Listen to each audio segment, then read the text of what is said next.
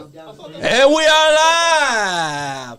Welcome to Bmoney Straight Shooting number 6 with my man Bmoney and yours truly, the podcast god Superfly Johnny Lee. And with us tonight, we got a stacked house because to my right, we have Scott Diamond. Yeah, diamonds are forever, baby. And to my left over there, we got the one, the only, the myth, the legend. We got the apex of perfection, the shaman of sexuality. We got Austin Diamond. I don't know if I remember those lines going exactly like that, but it'll do. That's right. And then we got to his left, we got Tuffy, the badass junior. How's it going, guys? And even though you can't see him right now, we got right over there to Scott Diamond's left.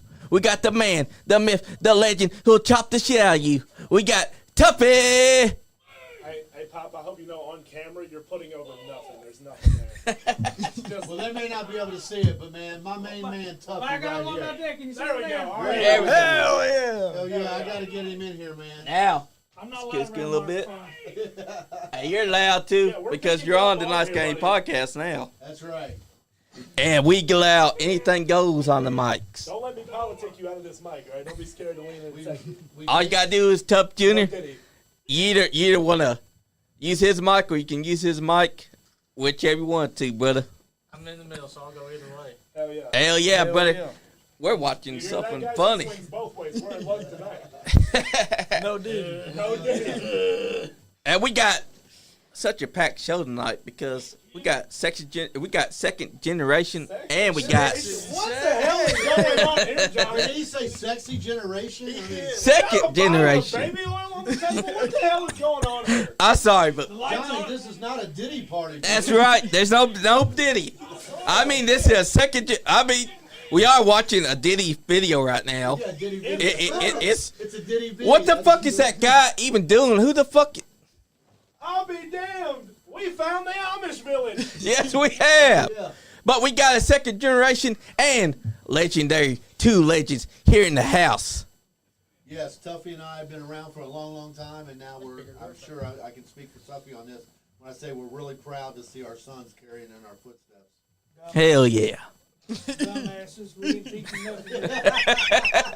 Gentlemen, can I just say it has been a pleasure sitting here watching these men fight over rights to other men's cornholes. I know, right? I've seen. I Where the swear hell that he we saw. going? Yeah, where the hell is he Back going? into the woods. Sasquatch going back He's into so the woods. damn embarrassed of that God match. He's walking damn. off into the woods. I can't blame him. Man, I cannot believe it. And you know what? He had a week. When he got thrown into that van, it was a week. Oh God. The entire. I got something to show y'all. Because this is how you freaking take the damn I was so confused. shot to the van. Because we got it on here. We always keep track of what we do. Who's that stud? Good God. Let's see that guy again. I know, right? So what's the Diamond Cartel been up to these days? You know, pretty much.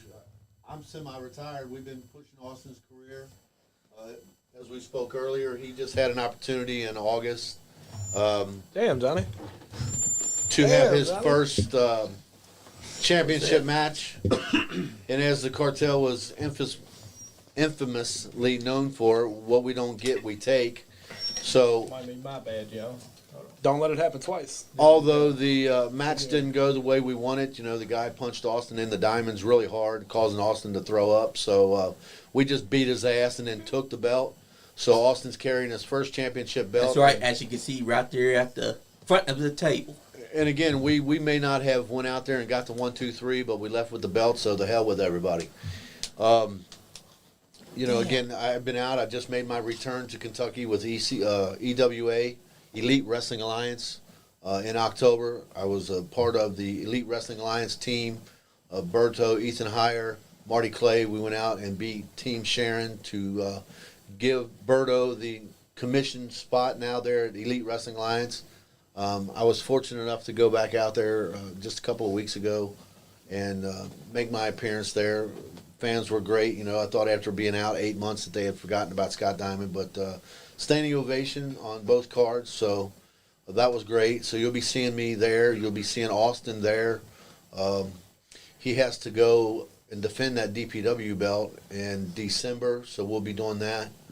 And also I want to put out there, we're going to be doing probably the last Scott Diamond birthday bash, February the 3rd, Friday, January the 3rd in Nicholasville. Stay tuned because there'll be more information on that coming up. But really right now, the eyes that you need to put on is to Austin Diamond. That's what the cartel's been doing here lately. We've just been putting him out there. He's been out there with J.R. Rock doing his business, been out there with Frank the Tank doing their business. And that's kind of what we've been doing as of late. But again, stay tuned because more information on the Scott Diamond birthday bash will be coming up. Exactly. We can't wait for it. Hey, I'll be 60. And it's hard You to don't even believe. look a day over 60. It's right. It's hard to believe, because when Tuffy and I started this, we were young men, and now we're getting up in age. Shit, talk about yourself. You're close. You're not far behind me, man. Getting is a good one. Yeah. Hey, Now, this is how you take a shot to the car because whatever we saw shit. earlier, that he got weak on. Damn, son, it knocked you fucking silly, dude. Like the one that we just watched, he got so scared to hit that car that he runs so slowly that he grabs the car like, oh, I don't want to hit this, baby. I don't want to hit it. What the fuck? He's got to drive it to the Goodwill the next day. He's got a pickup to make. Exactly. That damn DoorDash shit, I'm telling you. Like, that's Dan Zero right there. Hey, then watch this punch that he gives. That's a pretty damn good punch that he throws. Yeah, well, he's a prick in my book. Yeah. That's accurate to depict who Stan Sierra is. He was the original cartel member until he stabbed me in the back, but we won't get into that. I can't believe it. It's because Ain't that calling the kettle black? How many fuckers you stuck in the back? I always looked him right in the eye, Tuffy. How about this weather we're having, huh, gentlemen? Right in the eye. That's right. Hell of a ceiling tile we've got here. You can't see the damn ceiling. It's dark in here. Yeah. That's the reason why he said y'all look good. And, Austin, it must be feeling pretty damn good to have your own World Heavyweight Championship. Well, hell, you can get those off eBay for $55. Well, hell, I'd sooner take it to the pawn shop and let Simple Rick have it back. That's true. Look, we know some And guys that's who the pawn the simple belts, truth. In our time, we know some guys who pawn the belts.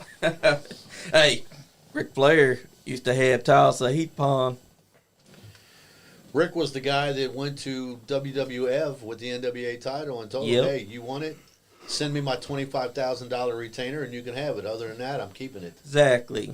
And can you believe that Jim Herd wanted him to change his look and call him Spartacus?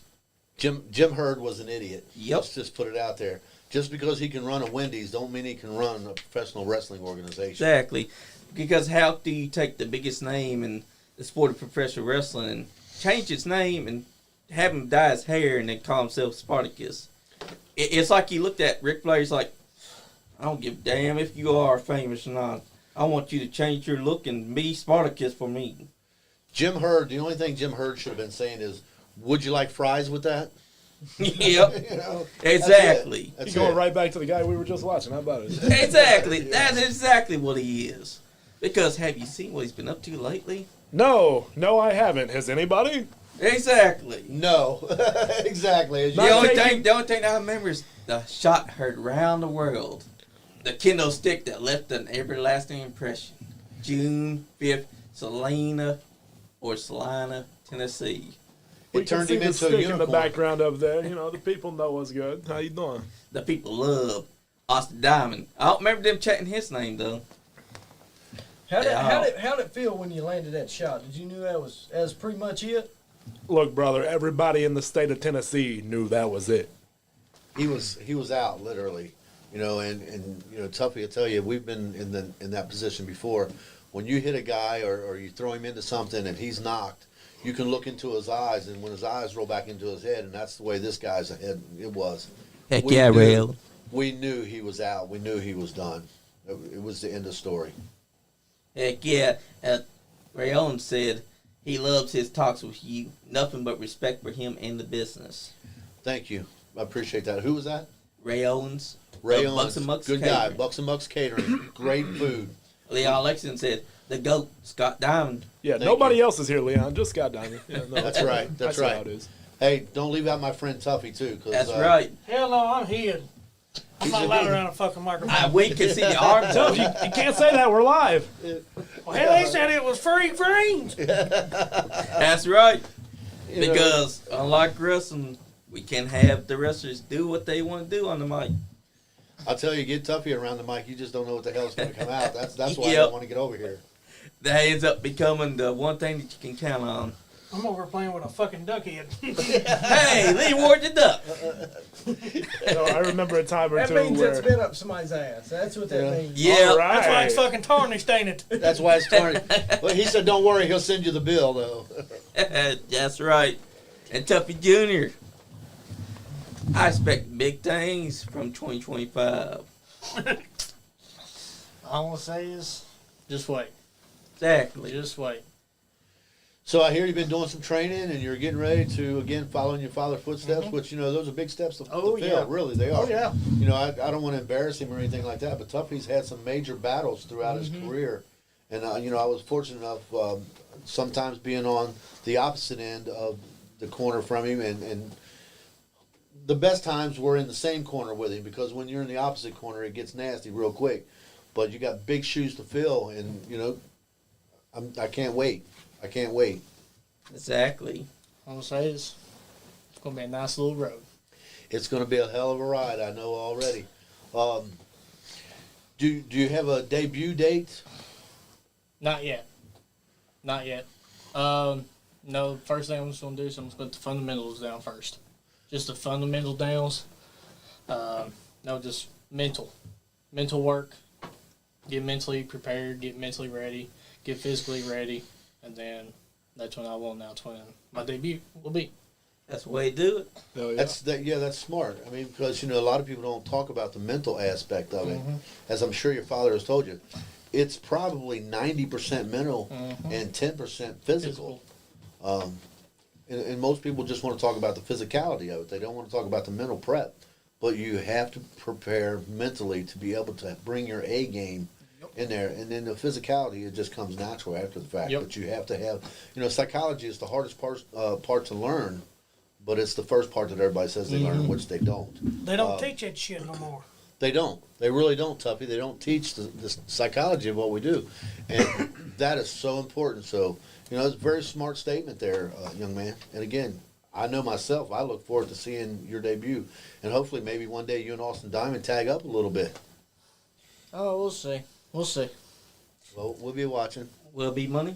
Now the ball's at your court. Are you preparing to get into the ring? Actually, I have been these past couple months. I've been going to the gym pretty much, every day I can. I got a pretty hectic schedule, but it's something I've always wanted to do. He's your son. You see that stuff? This motherfucker, dude. I knew he's doing some shit. This son of a bitch. Hey, I don't know if everybody out there knows, and it's not my program. I don't want to take over, but that's what I do. That's his for way those, of telling you he's taking over. For those that don't know, Bmoney is the son of legendary Bear Steele. So, all three of these young men, Bmoney, Tuffy Jr. and Austin Diamond, they all three come from great wrestling backgrounds. And ever since high school, I ain't been able to, snap into the wrestler. I was that mentality, but I feel it's starting to come on. When I'm in the gym, certain songs are going that, last couple sets fucking, I'm fucking ready. That motivation starts Yeah. taking hold to you, don't it? Yeah. Sure does. Oh, look at this. Brown says, you let me sell food at the bash. Oh, shit. Ray is wanting to do that? Yep. Well, hey, as long as Scott Diamond gets a plate, I likes to eat. Come on. The bash will be January the 3rd in Nicholasville, and at the moment, that's really all I can say about it. But we will be having it'll be the 15th Scott Diamond birthday bash. Hell So, yeah. probably be the last. You know, I'm We've getting, heard that the past 5 damn years. now you're turning into Bobby Blade. You've only heard it for the last 5? Good God, I'm a decade in already. And you can outwork most of the people that's here that claims to be veterans. Well, you know, it's not easy being God's greatest gift to women, but here I am, you know. Gets tiring, I promise. I mean, I tell you what, though. Being D.P.W champion, that has its perks, don't it? Oh, it absolutely does. You know, that title and I have had many a great nights together already, believe you me. That's not what your boyfriend said. Tuffy, you leave my boyfriend out of this, all right? The first night we come home, Tuffy, he thought he was Shawn Michaels. You know, he gets in the shower upstairs, and I go downstairs, jump in the shower. And so, you know, with my office being downstairs, I spent a lot of time down there. So I came upstairs after I got out of the shower to tell him good night and stuff.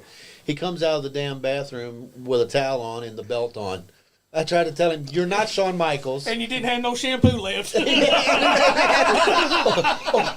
conditioner. Just in case anybody at home was wondering, shampoo burns, but we're all out of conditioner.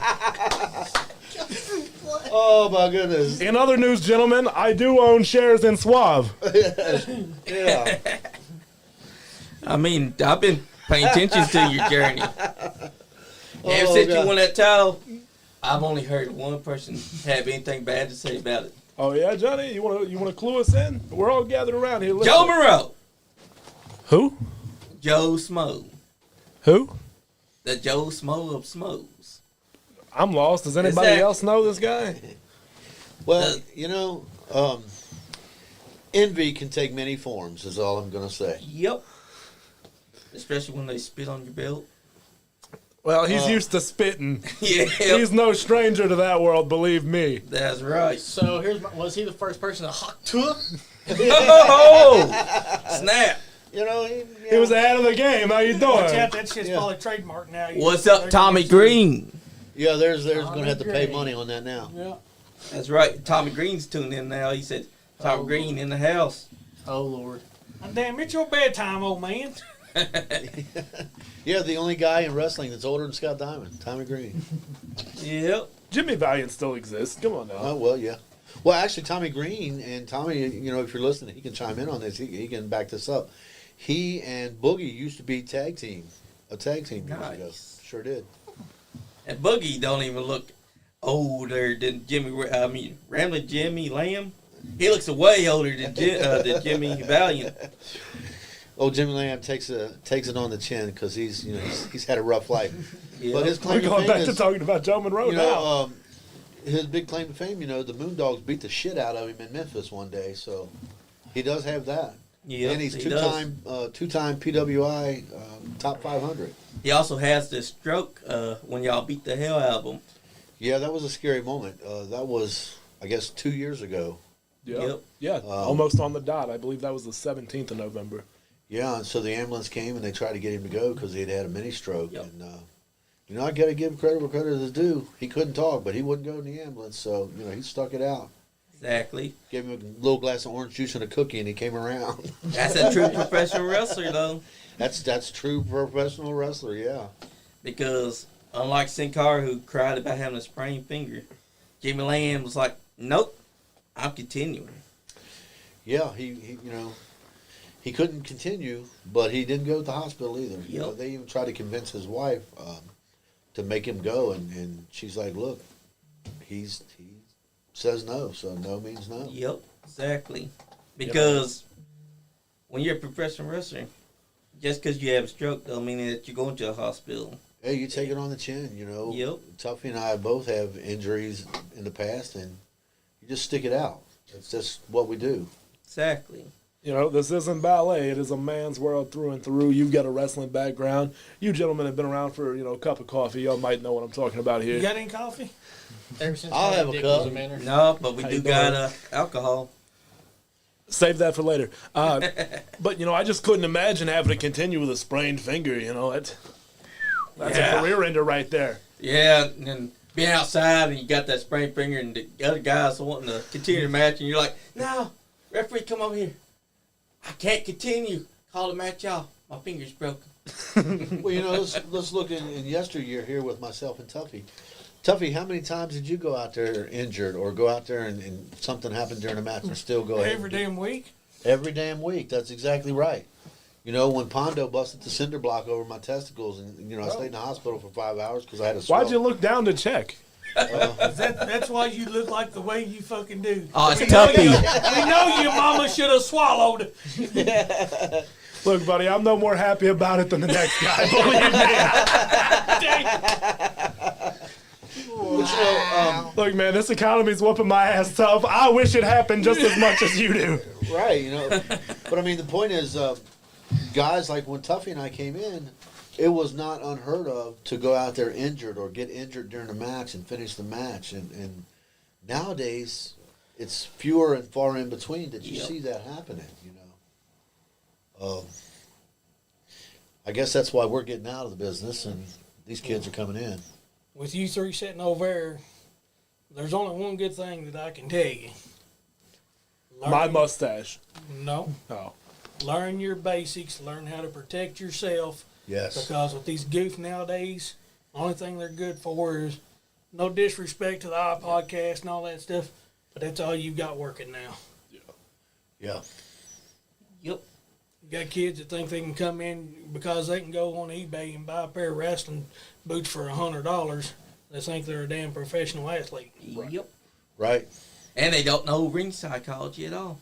Worth shit. Learn the basics, learn how to protect yourself, and then go from there. Hell, That's most good of them don't advice. even know. It's great advice. And most of them nowadays don't even know locker room etiquette. When we came in, if Tuffy and I walked in the locker room and there were vets in there and we didn't walk over and shake their hand, we was getting our ass kicked. Yep. Nowadays, these kids, not all of them, but there's a few of them out there that still do it. But a lot of them don't even come and shake your hand, and there might be only 2 chairs and 3 veterans walk in, and not one of these young kids will get up and say, "Hey, you're a vet. You want to take my chair?" And that's just locker room etiquette. It's Yep. not even being in front and knowing your craft, being out there. If you can't get the locker room etiquette, you damn sure don't belong in the ring. You damn straight. Like, I will never understand the young wrestlers that have 4 or 5 veterans back there and they just sit there. The veterans are just talking amongst themselves because they ain't getting no one else coming up there trying to ask advice. So they're just sitting there by themselves. For some listening, they'll understand this comment right here, back from the MWA days. You had 2 dressing rooms. You had the generals, Yep. and you had the sidekicks. Yep. You probably remember them. Yeah, there was one upstairs. Yeah. That was one I ran into. What's up, all the Joe? time.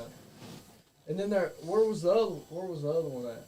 Was it? The sidekicks had to be totally separate because they weren't allowed to sit with the veterans. Yeah. Exactly. Because the sidekicks are sidekicks. When we came in, Tuffy, it was a privilege to be in the sport of professional wrestling. Nowadays, the kids treat it like it's not a privilege, it's a given. They're handing out so many licenses to people that are untrained, that don't get any proper knowledge of what we do.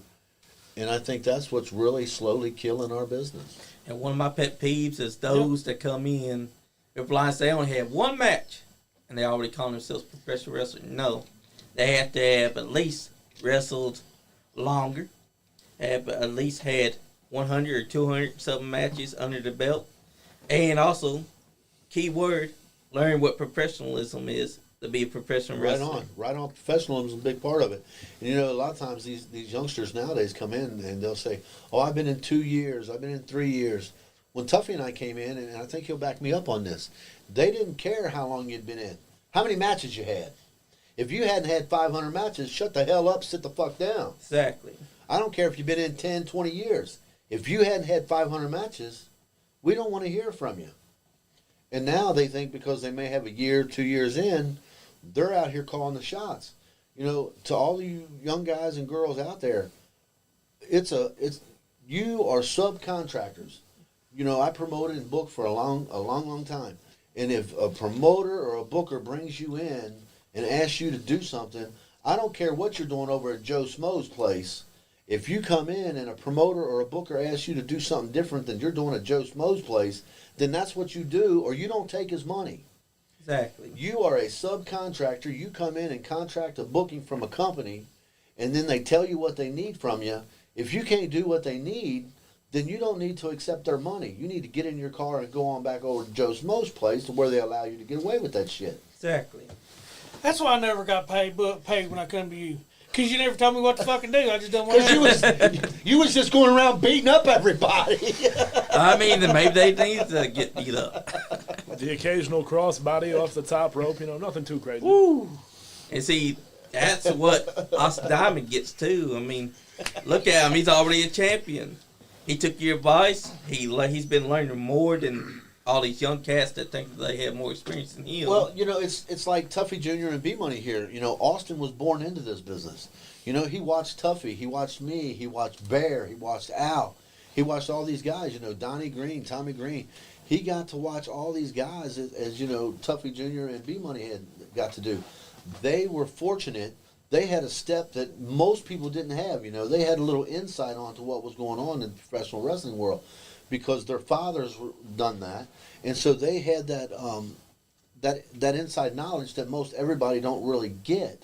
So these guys are ahead of the game before they ever stepped into the ring. Yeah, it's rolling out of the bed the next morning instead of getting up out. That's exactly it. Being able to get in that car and drive 6 hours somewhere and be able to get out and stand up straight. Yeah. And now Tuffy Jr.'s got a head start. Once he gets inside the ring, none of those guys going to be ready for it. I almost say you better watch out for my hand. Exactly, That's all I'm because gonna say. I'm pretty sure that you got the same chop as that man right there. So you use a lot of conditioner at your house too, huh? I live next door. I don't live next. I Oh. don't live with him. I live next door. Well, actually, Austin moved out too because I couldn't afford the conditioner. You better watch That's why that he's hand got plate, stock somebody. in it, so he can build his own stock back up. yeah. So the $1 million question everybody sitting at home wants to know: are you a Suave or a Jergens kind of guy? This guy right here, he's tough as nails, guys. Everybody at home knows this guy uses chalk just for some extra grip. How you doing? That's right. That's right. Damn right. Yeah, brother. Exactly. Tuffy, and I mean this, I really mean this, it does my heart good to look over across at these three young men to know that at least our sport has a chance. But 3 can't change the sport that's turned to hell. You're right. But it gives me hope looking at those three young men right there that possibly they can, maybe other young folks watching them, that it will grow. Can I get a piece of that? Woo-wee. She does have some knockers. You scratch your sniff? But these three young men right here, it gives me a little bit of hope and a little bit of faith into what our business is. This is the most wholesome sausage fest I think I've ever been a part of. But, I think that Bmoney's going to have a shot, too. Once he gets out there, this man's already got Olympic background. He's a four-time state champion. So, if he gets that ring, I feel like he's going to tear some of the shoulders out of the place. He's already done it before. I got footage of that. Me ripping somebody's shoulder. Hell yeah. And and that's a great story, because that's where I started. I started wrestling in '79, and I wrestled in high school. I wrestled. Where'd you go to high school and wrestle at? I went to Holmes High School in Northern Kentucky. Oh shit. And so, I wrestled in high school. I wrestled in the Marine Corps, and then in '87, I got to train with an Olympic wrestler, and start training to be a professional wrestler. Nice. Now, I didn't get to stay in because I had kids like young people do. So I got out and raised my first 2 children, and then I came back to the business. And quite honestly, it done me good, not only because of my collegiate background, but when I came in and I was young, just like a lot of young guys, I thought I was going to be the next Ric Flair, the next big thing. And getting out, raising my children, and coming back, it allowed me to grow, mentally. And so when I came back, I had a better career than I ever thought I could have starting out. Yeah. So Exactly. your collegiate background is definitely going to come into play. If I may mention his name, I told the same thing to Carson Drake, because he too is a state wrestling champion, state of California. And if you use that discipline that, wrestling gives you, same as Tuffy Jr. being at the firehouse, that takes a certain discipline. And as I said earlier, it's 90% mental. And so if you've got that discipline, that's going to help you so much in the professional wrestling world. Exactly. And I wish that people would know how to take a good vehicle slam, because if you're going to run into a vehicle and you slow down and grab the vehicle, people going to know what's up. And Take it like a man. They're gonna know they're a pussy. Exactly. Take it like a damn man. Fucking do it, and not just because you want to do it. Make the storyline. Yeah. Exactly. Tell that story, and don't half-ass it. Because if they see you half-assing, they're not going to give a fuck.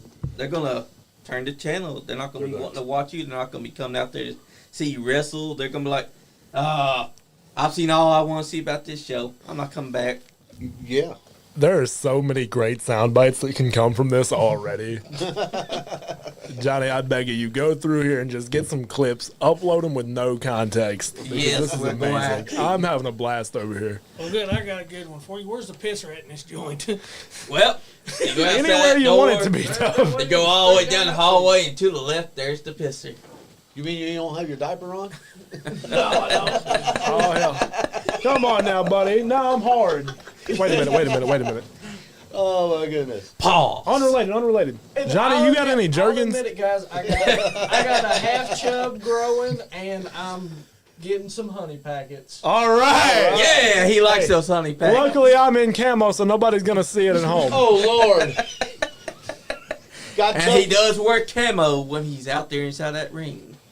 Got Tuffy on the big screen there showing his boobies.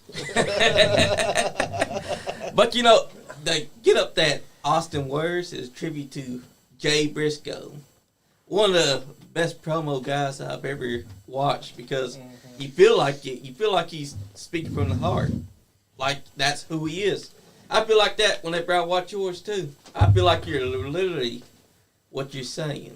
I appreciate that, Johnny, because that's absolutely right. I truly believe that I am better than most people. I truly believe that when I go out here and see all the incestuous hicks of Indiana, that they are the scum of the earth. When I go to Tennessee, I make sure to let them know you cannot pay me in food stamps. When I go out here in West Virginia, which, by the way, has some of the highest incest rates in all of America, I let them know, hey, I don't have enough crowns to break this down for you, okay?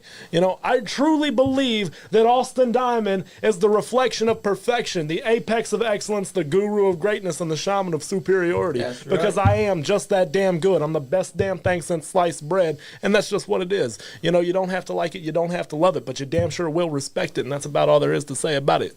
And that's what Tennessee felt when they heard the kendo stick around the world.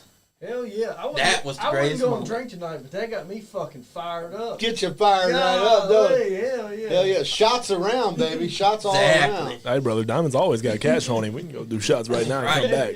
And quite honestly, I'll tell you all right now, that's how Austin got his name. Because I drank so much, and this is a straight shoot, I drank so much wild turkey that in my day, Austin Nichols was the distiller. And so on one drunken night, I said, if I ever have another son, his name is going to be Austin. And there's proof in the pudding. So you all at Wild Turkey, send me the money, because I'm the one that should be getting the gratuities off of that. I'm the damn That's namesake. right. What kind of shit is that? Oh, shit. Sending him the check. Damn, least you could do is throw me some child support. I'm not it. Yeah, well, checks in the mail. But Brother, I told you, the economy's getting me, Bob. I knew that Please. you were going to be a star, because you start having your first match 2022, and you're already a world champion, which Rick Gunner's crying about still to this day. You don't have to remind me, man. I can smell his breath from here. That's true. He will I have think his we can all opportunity. smell it. Rick Gunner will have his opportunity in December. D.P.W. is making their return to the arena, Jeffersonville, Indiana. Yep. And Spring Street. 1416 Spring Street. Austin will be bringing the championship title, and Rick Gunner will be in the house. The cartel will be in the house, and all there is there an opportunity. Step up and let's get it on. That's right. I mean, the Diamond Cartel is a powerhouse. You got Scott Diamond, Austin Diamond, Frank the Tank, J.R. Rock. The madman from Furnace Mountain. And there's Yes, a reason right. they call him that, because he's a madman. He's got the best cardio ever in the business. And Tuffy's back in here with us, and he could tell you he's been around the block with Frank the Tank. He's been around the block with J.R. Rock. They are formidable opponents by far. And I tell you what, seeing Frank the Tank that first time in New South, he looked like a tank. Like he said, that pole that Sorry, you Tuff. see there. What's going on, man? Hey, look at Sean Johns. Everybody? Sean John's in the house. I don't know where this hand's been, but this has been an interesting night already. So Oh, snap. You all right, Easy, brother? you'll pop a Sean hip. came to I touch think I did. everybody. He came to touch everybody. Yeah, all right. well, He don't heard underestimate he heard him. us talking about the Diddy party earlier. And he rolled up. He's here Yeah. now. Why you got to sit on the kendo stick for? Well, you know, what can you do? This is his real daddy. Oh, whatever. I'm scared to death of your daddy. Yeah, so we heard earlier that you had a little chop battle with Tuffy. How'd It that wasn't a go? battle. Yeah, do you still got your nipples? Yeah, but Mind if I get a squeeze? No, they're still there. They're still there. At least I had a handprint on there for about 2 weeks afterwards. I can believe it. I'm the one that started it because I said something real. He asked, did I want to trade chops? And I said something real stupid. Sure thing, let's do it. You know, I have to agree with you. That was a really stupid thing to do because, you know, Sean Johns, for those out there that don't know, we watched him grow up in the front row of the wrestling programs. And so you knew what Tuffy was about before you ever made that statement. So you probably should have rethought that. Yeah, I did. But Tuffy says that he was a perfect angel, that he never chopped nobody. No, It's not like him at all. Okay. I wouldn't hurt nobody. Yeah, I've never known Tuffy to hurt nobody. I'll put a broomstick over. Well, that may be true, but goddamn, We've never fed anybody to Tuffy. That's not something that we would do. I got fed to Tuffy. That's what I'm saying. Bull hockey. And I'll tell you what, though, the best professional wrestler could 12 broomstick. All you gotta do is wrestle it, and the fans Hey, will go you know crazy what to for it. I mean, look at what I know a guy example. that lost to a mop. Yes. Yeah, exactly. And look at Perry Saturn. He got a mop over.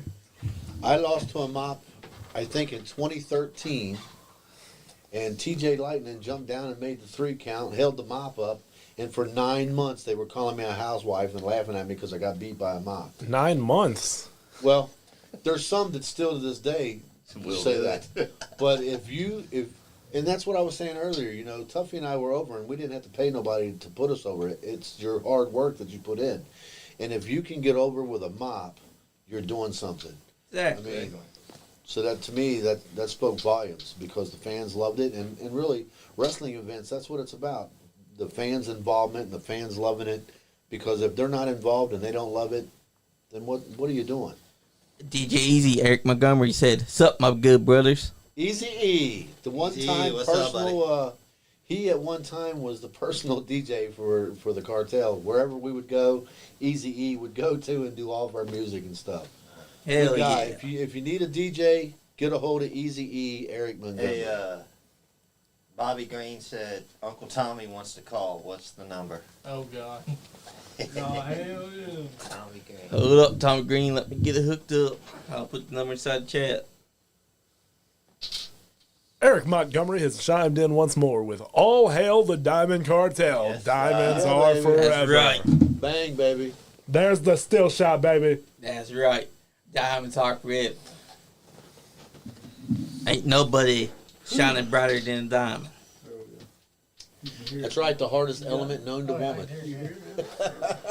What do you think, Tom? No, it's the chastity belt. Oh my goodness. You need to scoot on in here, Tough, so No, they I can don't. see you on the screen. Oh. I'm not come getting on. no close to that damn mic. This is the most I've ever heard that man talk. Just I'm gonna right put now. the number always got into his the access chat to now, his- guys.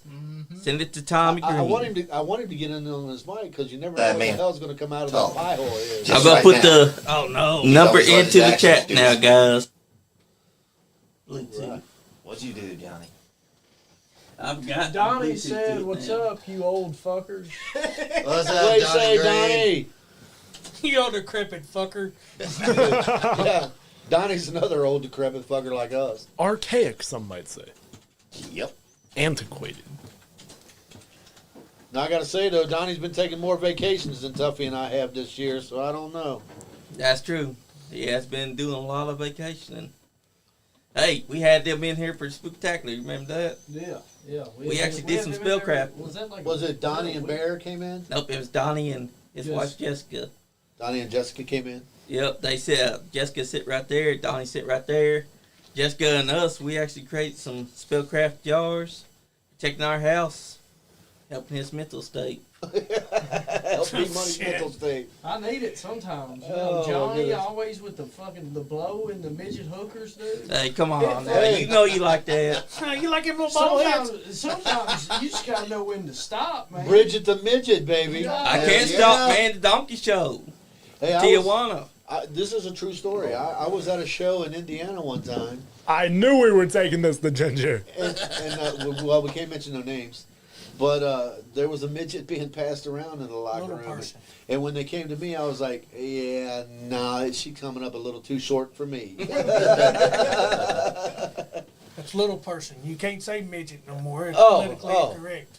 Well, I'm politically incorrect. Leon Lexington wants to know, Donnie Green, what brand of spirit box did y'all have? And he also said, Donnie Green said, I married a Mexican witch lady. Well, I married a Mexican, but she ain't rich. Hell, can't even cook. For those that want to call in, it's 859-684-9535. That's Johnny's actual number. Now he's going to get calls at all hours of the I night. have had some weird calls from my cousin Nicholas. Especially from midgets. Well, he was worried about Cam. I didn't know he's friends with Cam. Midget I didn't hookers, either. Latinas, this is going all over the place. He's also Yeah. dating, well, I don't know if he's dating, but Oh. he's in pictures with Chris Blade's cousin Destiny. Well, Well, isn't she like 15? Oh, yeah. No, she's 18. 18? Yeah. Okay. I No, thought she she just was- turned 19. Oh, really? Okay. that's a Yep. dangerous subject. I was wrong on the age, y'all. I'm sorry. Brother, good God. This We is got Party Man Cam tuned in. What? Somebody's bad timing. Bad timing. Leave the chat and come back later. Good God. Yeah, it's 18 and older, folks. 18 and older. Yes. Oh, okay. She just turned 19. What's up, Party Man Cam? I'm legal now. How you doing? Hey, Pops. That's what he said. Hey, Cam. I Glad bet you're he, watching in. I bet he remembers when you knocked him out that night, though. I just ran up Yeah. on him at the mall the other day. His things would happen. Did you knock him out as well? I pinned him up on a wall and took his money, actually. He deserved He it. had money? Only $2. Wow. But hey, I walked away with $2. How you doing? Hey. Hey, puts new meaning to $2 whore. Hey, Johnny, were you saying something about cousins a minute ago? Oh, well, never mind. Yeah. Never mind. But you know what they Oh, say. don't. Tennessee John knows. Tennessee No, no. has the biggest hicks around because, man, that Joe Smo's family was all about Joe Smo after that kendo stick, though. You know, That's the fun. it's. Do you really call it a family if your family tree goes to a point? Family tree doesn't fork. Yeah, and it doesn't work. I mean, is that family or is that like? They're You know, from, what do you call that? Exactly. What do you call that? getting the calls. Oh, we're getting Oh, call. Hello. Yeah, Bo. Tommy Green in the house. Heck yeah. Hell yeah. Hey, there's the old man. Tommy Green. Yeah, what's up, Scotty? What do you say, Tommy? I got Tuffy here with me too, man. It's gonna be an old man. Yeah, I know. 2 week Tuffy. 2-week Tuffy. Yeah, but I didn't have right. to. I didn't have to use a You damn old match, cop. so You don't chop me, by God. By God. You don't chop my big ass. Now go. Donnie said we got another old fucker. Yeah. Uh-oh. He said Yeah. that. Hey, there's one thing about it. You won't never see a green in a ring with 2 people.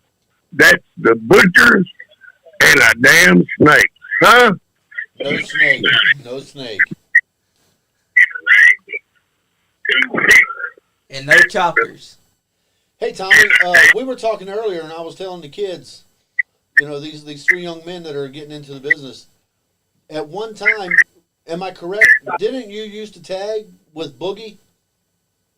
That's where I learned to train was with Boogie. That's where I got my final training with. Because Yeah. I remember at With- one point, J.R. Rock and I tagged against you and Boogie at WCCW years and years ago. Yeah, I remember that. That was over in Lawrenceburg. Yeah, yeah. Me and Jimmy, we rocked the house, don't we? Yeah, man. We have a blast doing it too, right? Oh, you already know. But you can't keep them laughing every time I'm in the ring. Why? Because you kept saying shit, and they'd say, you can't say that. You're not allowed to say shit in Kentucky. And you'd say, well, My shit. bad. Yeah, And it was like, well, shit. They're like, you can't be saying that at a kid show. what?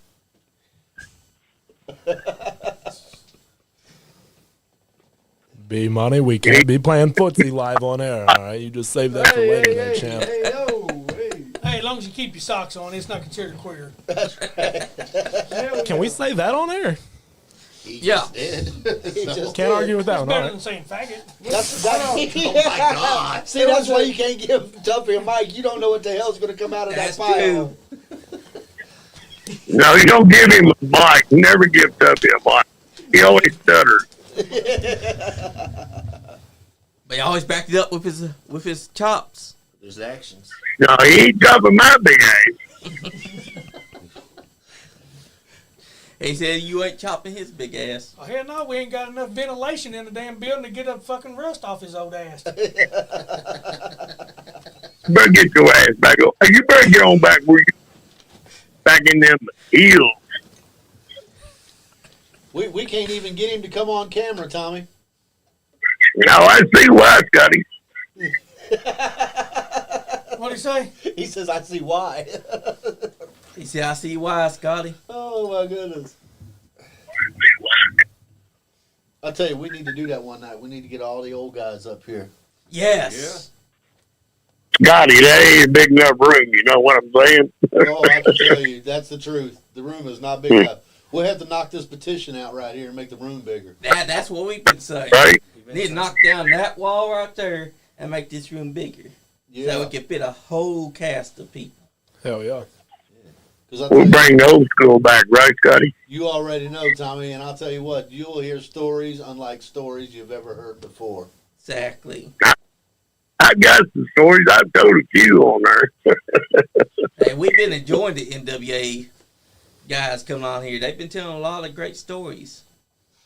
Hey, I wasn't all NWA. I was CWA. Yep. Okay, Scotty knows them. Yeah. I mean, you know, Santa Claus. I mean, hell, Yeah. I can name a few of them. UWF, UWF, yep. and they're with Cousin Jed when he had USWF. Yep, yep. Oh, Hillbilly. Yeah, yeah. Yep, the old hillbilly. We Yeah, had a remember. lot of great old companies. We had a lot of fun too, right? But we couldn't keep you smiling every damn time I come in there. We got a question from Bobby Green. He Oh. said, Diamond and Tuffy, I want to know why the kids want to get into the business. Yeah, you know, that's They a don't good listen like question. their mothers. Well, I mean, I already spent my whole life on the road. Why stop now, right? You can call in Chris Blade after Tommy Green is done. Hey, I'll back out of here so other people can get in there and call. You the man, though, Tommy. Hey, Stories, love y'all. good talking to you, Tommy. stories of Nice. aspirin, Geritol, and diapers. We love it. That's right. And we're still tougher than any of these young sons of bitches coming down the pike. And they need to learn fucking ring psychology, because I can't tell you how much I hate today's non-existent ring psychology, because every time I see a guy look at the referee when they're counting, I want to slap the fuck out of the guy that's looking at the referee. I'm like, can you not hear what the referee's doing? Because during my match, I could hear Sean counting. So how the heck are they not hearing the referee counting? If you don't listen, you don't kick out, you get pinned. Oh, That's wait. the bottom line. Yep. That's on you. Exactly.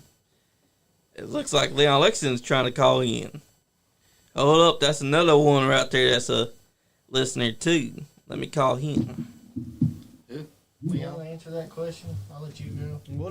Please leave your message for 85. They want to know why you three young men want to go into the business. Yep. Chasing legacies, man. There's something about like that's never sat right with me. You know, I don't know. It's like it just feels like something I have to do. It doesn't. It's not something I just want to do, but there's a feeling that's not satisfied. So you got that If I don't. desire. Yeah. How about you, Tuffy? So, just like what Bmoney was saying, you know how you guys retire and stuff. There's a piece to the puzzle that's missing. Yo. We got Leon Lexington calling in. Where that piece, Gang, buddy. that piece into that puzzle, and carry it on. You know, and you use a great analogy because I always said that wrestling is a puzzle. There was one piece missing that it's not a complete Exactly. picture. Yep. And so that's a great analogy. And so now, we heard Bmoney, we heard Tuffy. So we'll pass it on over to you, Austin. Here we are. We've got looks to kill and a lineage that will. It's one thing to have big shoes to fill, and it's another thing to have ruts left at the top of the mountain for you. To say that that's pressure would be a vast understatement. It's not only, just something that we can do. It's not a possible avenue. I feel that it's more a responsibility of ours to take that and build on it further. You gave us a hell of a foundation. How could we then turn away and leave it there sitting? That to me is food left on the table. That's money left on the table. It feels unjust to walk away from something that feels so right. Exactly. I think the three of you has answered it superbly. You can tell he's a Hey, So much is long-winded. You were saying Leon? He cut it in I got a question for Scott Diamond. Now you can go Got a wash question. your hands because you had the son of a bitch roll on your palm. Hey, Scott. Brother, Leon let me Lexington tell you, has a question these for hands you. have so much moisture in them, you can't get ink to stick, let me tell you. Yes, Leon. So earlier you said that you lost to a broom. How do you feel about the new age wrestlers wrestling sex dolls in the Invisible Man? Hey, I'm all down. Invisible Man whip my ass all the time. The Invisible Man. 'Cause in my opinion, the Invisible Man is a disrespectful sport. In my opinion. Well, I definitely appreciate your opinion. We respect your opinion. But and I learned this from Boogie. It says wrestling on the marquee, but it's also about entertainment. And if you can give good family entertainment by wrestling the Invisible Man, then I'm all for that. Now, the sex doll, on the other hand, there's so many gimmicks out there that you can use. And again, I lost to a mop. Yep. But to bring in a sex doll, that to me is a little perverse. And, children are the foundation. I don't care who drives. The children bring the adults to the wrestling events. It's not the other way around. So when you go out there with a sex doll, I think that's a little bit crossing the line. Some people will disagree with me. This is just my opinion. But to use a broom, to use a mop, to use the Invisible Man, I'm for all of that. Ric Flair used his coat a lot. He used the chair a lot. How many times you seen Ric Flair take a knee or an elbow and drop it on his coat or a chair? So I'm all for someone using a gimmick. But to bring a sex doll into a venue that has patrons that are under 18, I think that's a little far-fetched. But I'm okay with them using other gimmicks and other props. Also, it was used inside the 70s. I had never heard that opinion on the Invisible Man before, so that definitely opened my eyes to it. Well, again, I respect your opinion, Leon. I certainly do. But I agree with you on this sex doll thing. They should not be using that. they shouldn't use the sex doll because it's using parts that shouldn't be seen by children under 18. And I didn't like the thing that Joey Ryan was doing either. But the big thing for me, Leon, is I want the fans to be involved. I want them to be entertained. And as Tuffy just said, he wrestled the Invisible Man many times. And if you can do that in an entertaining fashion and the people are enjoying it, then I'm all for it. And that was something that was done inside the 70s too, the Invisible Man. like Joe Hinton brought up over here, he said they did the Invisible Man in the 70s as well. Well, you know, Tommy Chong. Yeah, you definitely. You can go ahead. Sorry. Tommy Chong used that in one of the Cheech and Chong movies. He done a little wrestling skit where he wrestled the Invisible Man, and I'll tell you, Cheech and Chong made a hell of a lot more money than I ever did wrestling the Invisible Man. How about you, Tuffy? Yep. Got too many damn bruises and. What's up, Leon? What up, Bmoney? What's going Beach on, money? brother? Not shit. Just chilling. It wasn't raining. I could go smoke me a cigarette. I'm sipping on some Maker's Mark right now. You know, it's getting lit. Hell yeah. Take a shot for old Scott Diamond. That's right. Oh, definitely. I had to mix it with some sweet tea. You know, the country boy drink. Oh, and Leon, the spirit box that his wife uses. Let me find it again. Yeah, my wife is a crazy bitch. She wants to talk to ghosts and shit. It's the PSB 7 Pro Spirit Box. Yeah, I'm gonna get her one. I'd rather my wife talk to ghosts than talk to me. So it's all good. Here's a man that's been married for a while. Ryan Mosley said, "This is a room I should be in right now, because the Diamond Cartel is inside the house." Hey Ryan, Yeah, how you doing, my friend? And not only is the Diamond Cartel inside the house, but you got Tuffy and you got Tuffy Jr. as well. And that's Right, a hey, badass roster right there. I'm a nobody. And like Tuffy and I, we've had our time in the sun. We're just here putting over Bmoney, Tuffy Jr., and Austin Diamond, because they are the three young men that's going to carry this to the next step. You know, they're going to take it to the next level. You know, to revisit the question that was asked earlier as far as why we want to get in the business. You know, growing up, Pop spent a lot of time on the road. We didn't have too much to bond over, but there were just a couple of select things, as everybody can see. You know, he's a little bit older than me. He's been around, as he just said. He's had his time in the sun. So a couple of the things that we were able to bond over is our shared love for wrestling, you know. And one other thing is, by the time I came out of diapers, he was going back into diapers so we could save, you know, buying a bulk sale. Right, you know. And you've been already proven that you're a star. Yeah. Man, I'll tell you what, I've been He's following a your champion journey. right now. Look at him. Undefeated. Exactly. You know, you guys are going to find out what Tuffy and I have already learned. You're going to be a lot of sacrifices. You're going to miss Christmases. You're going to miss birthdays. You're going to miss, you know, anniversaries. Thanksgiving. Hell, I worked Thanksgiving and Christmas for many, many years. But if you love something, and as Tuffy Jr. was saying earlier, you know, he has the desire, you got to make sacrifices. And although you may not, you don't want to miss the time with your family and your children, when you have a career, you got to do what you got to do to be the best at what you're doing. And so, you know, you're going to find out, and I think you're all three able to do this. You're going to find out that the sacrifices that you make are going to be well worth it. They are. Exactly. Because that's what professional wrestling is. That's right. You know, it's a love and a desire for something that you want to do. And, you know, again, with whatever the job is that you do, even with the firefighting, you have to make sacrifices. You can't be at home all the time when you want to. You have to be there. And again, I commend you. You're putting your life on the line, which shows how mature you really are. Now, Bobby Green, to answer your question, Donnie Green did tell Bmoney that if he wants to get into the business, Donnie Green will personally train Bmoney so he knows how to do it right. And Tuffy Jr., who would be training you? I guess I got two people in mind. Well, of course, old Pops. And I guess I can let old Bobby. Well, I'll tell you, the Greens made a lot of money in Kentucky. Yes, they did. That's true. They certainly did. But there is one other person that I would love to train me. It's Vic the Bruiser. Hell yeah. Yeah. Good choice. Vic he's done a lot too in the business. You know, he's a great veteran of our sport. Your dad and I both had many go rounds with Vic the Bruiser, and you really couldn't pick anybody any better.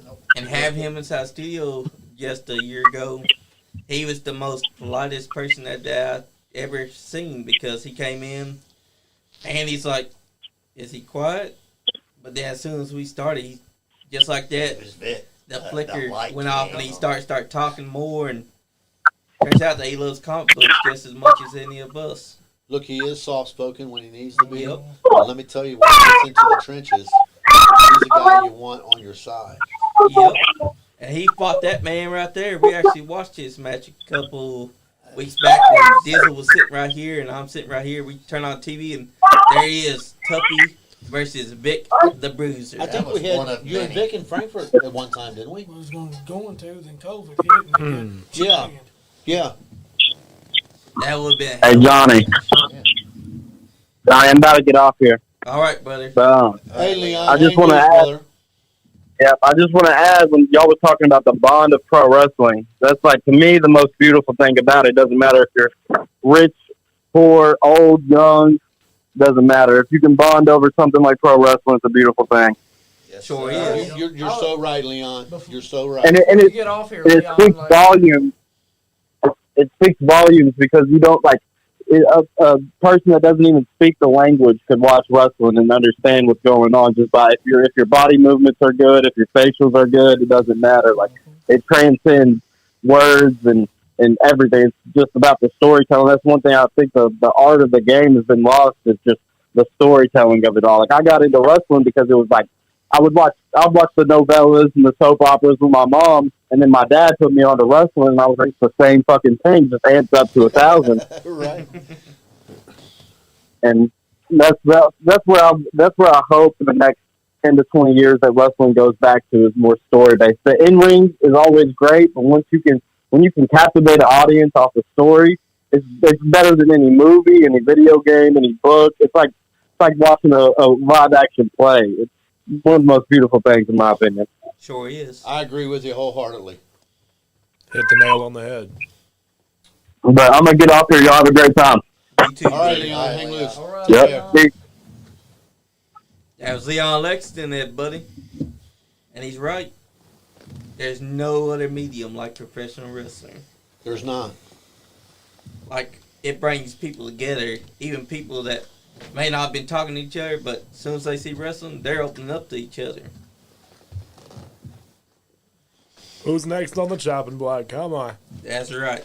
Who's next? Dear God, that's a paragraph. All right, Tuffy, I'm going to take your lead, man. It's I'm gonna not Bobby Green. Chris Blade, Of you course want it to is. call in, so call in, brother. Grandpa's Wait a splatter's minute. about to splatter. Is it talking about Tuffy Wait and a Vic minute. training you? You I are don't talking know. about If I- Tuffy and Vic training you? I don't know if I could hold up the them two. I can show you how to piss people off, but them two guys can work circles around me. Hey, Tough. Oh, look at There's an Mama open chair. Steel. Mama Steel. Happy birthday! Happy birthday, Joyce. Tough. There's an open chair. I'm not getting close to that damn mic. Fuck Come that on! Come It's on. tempting, ain't it? It's Come on, tempting. Tough. You's already over her. It say Tuffy, Tuffy, Tuffy, Tuffy, Tuffy, Tuffy, Tuffy, Tuffy. He just flipped off like an inanimate object. Hell mic. It's that yeah. invisible man sitting there. That's real heat. Yeah, the Hell invisible yeah. man's trying to tempt them. Right back to the carny days, baby. Is it hotter than a two-packer Billy Goat in here? Let me tell you, warm. hit the nail on the head, brother. It's hotter than two fat women sitting in the back of an El Camino fighting over a bucket of chicken.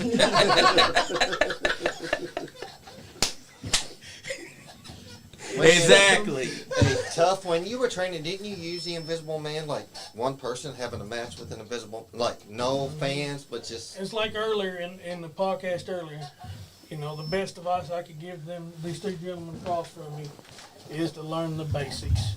Learn how to protect yourself and Yeah. grow from that. If you learn how to protect yourself, you and the invisible man can have a hell of a match. Rimo said, nah, you can't steal Scott's chair. Now, Pop, I just got to know Hell you can't. no, his damn pins leaked all over the son of a bitch. Yeah, you know, Tough brings up a valid point, Pop. You came back awful quick. Did you make it all the way to the bathroom? You mean it wasn't that can outside the door? Oh, hell. Oh, God. well, hey, It's not lemonade out there, boys. That was my Pepsi. Damn it, Bobby! Well, now it's Pepsi with lemon flavor. Well, on the bright side, it's Pepsi, so it's not like it could get any worse. Yeah, that's true. Oh, my goodness. But it's true. Professional wrestling has some of the best storytelling. And I wish that today's generation would understand. Try to make it mean something. That's what's been forgotten. It has to mean something. Ryan Mosley said, I dare you to go drink it. $20. Hey, for $20, I will drink Hey, it. $20 is $20. 20 bucks. Hey, is 20 That's bucks. true. Hell, that's more than a payoff. Hot dog and a handshake. By about $18. boiled hot dog. And sometimes you don't even get the Ball handshake. dog, chili dog. with no hot dog, just chili and bun. Yeah, just chili in a bun. There's no meat. My favorite payout that I ever got was I seen Mall Dog the other day, actually, at Town and Country. Dude, fucking that was so good. gentlemen, I'm really curious as to your answers on this one. My favorite payout that I've ever gotten was I got 2 boiled hot dogs with a stale bun and a warm Diet Mountain Dew. You sure it was not Mountain Dew? You sure it wasn't your daddy's piss can in the back? Oh, can only hope. I've been known to use a bottle or two. Gentlemen, what are some of the best payouts that you all have gotten? Wow. Back in the day, you was lucky to get a payoff. We ain't talking money here, cowboy. You know, I'm sure we've talked a DVD or two, but I think my favorite was always, well, brother, we had money set aside for you, but somebody stole the box. Yeah. Yes. Yep. Wait a minute. Well, hold on. Let me go out to the truck. It's out in the truck. I'll be back here in 5 minutes. Let me go out there and get it. No, you don't see it. And then they don't never return. Yeah. You know? I thought my wife already paid you. Yeah, I've heard that one. I've heard other people saying that. They didn't even give you a hot dog or a handshake after they Nothing. stiffed you? Nothing. Not even a reach around. well, sometimes you even a did get reaching around. stiffed, but well, I guess we can't talk about that on air. No, that was on the ride home. Right? How you doing?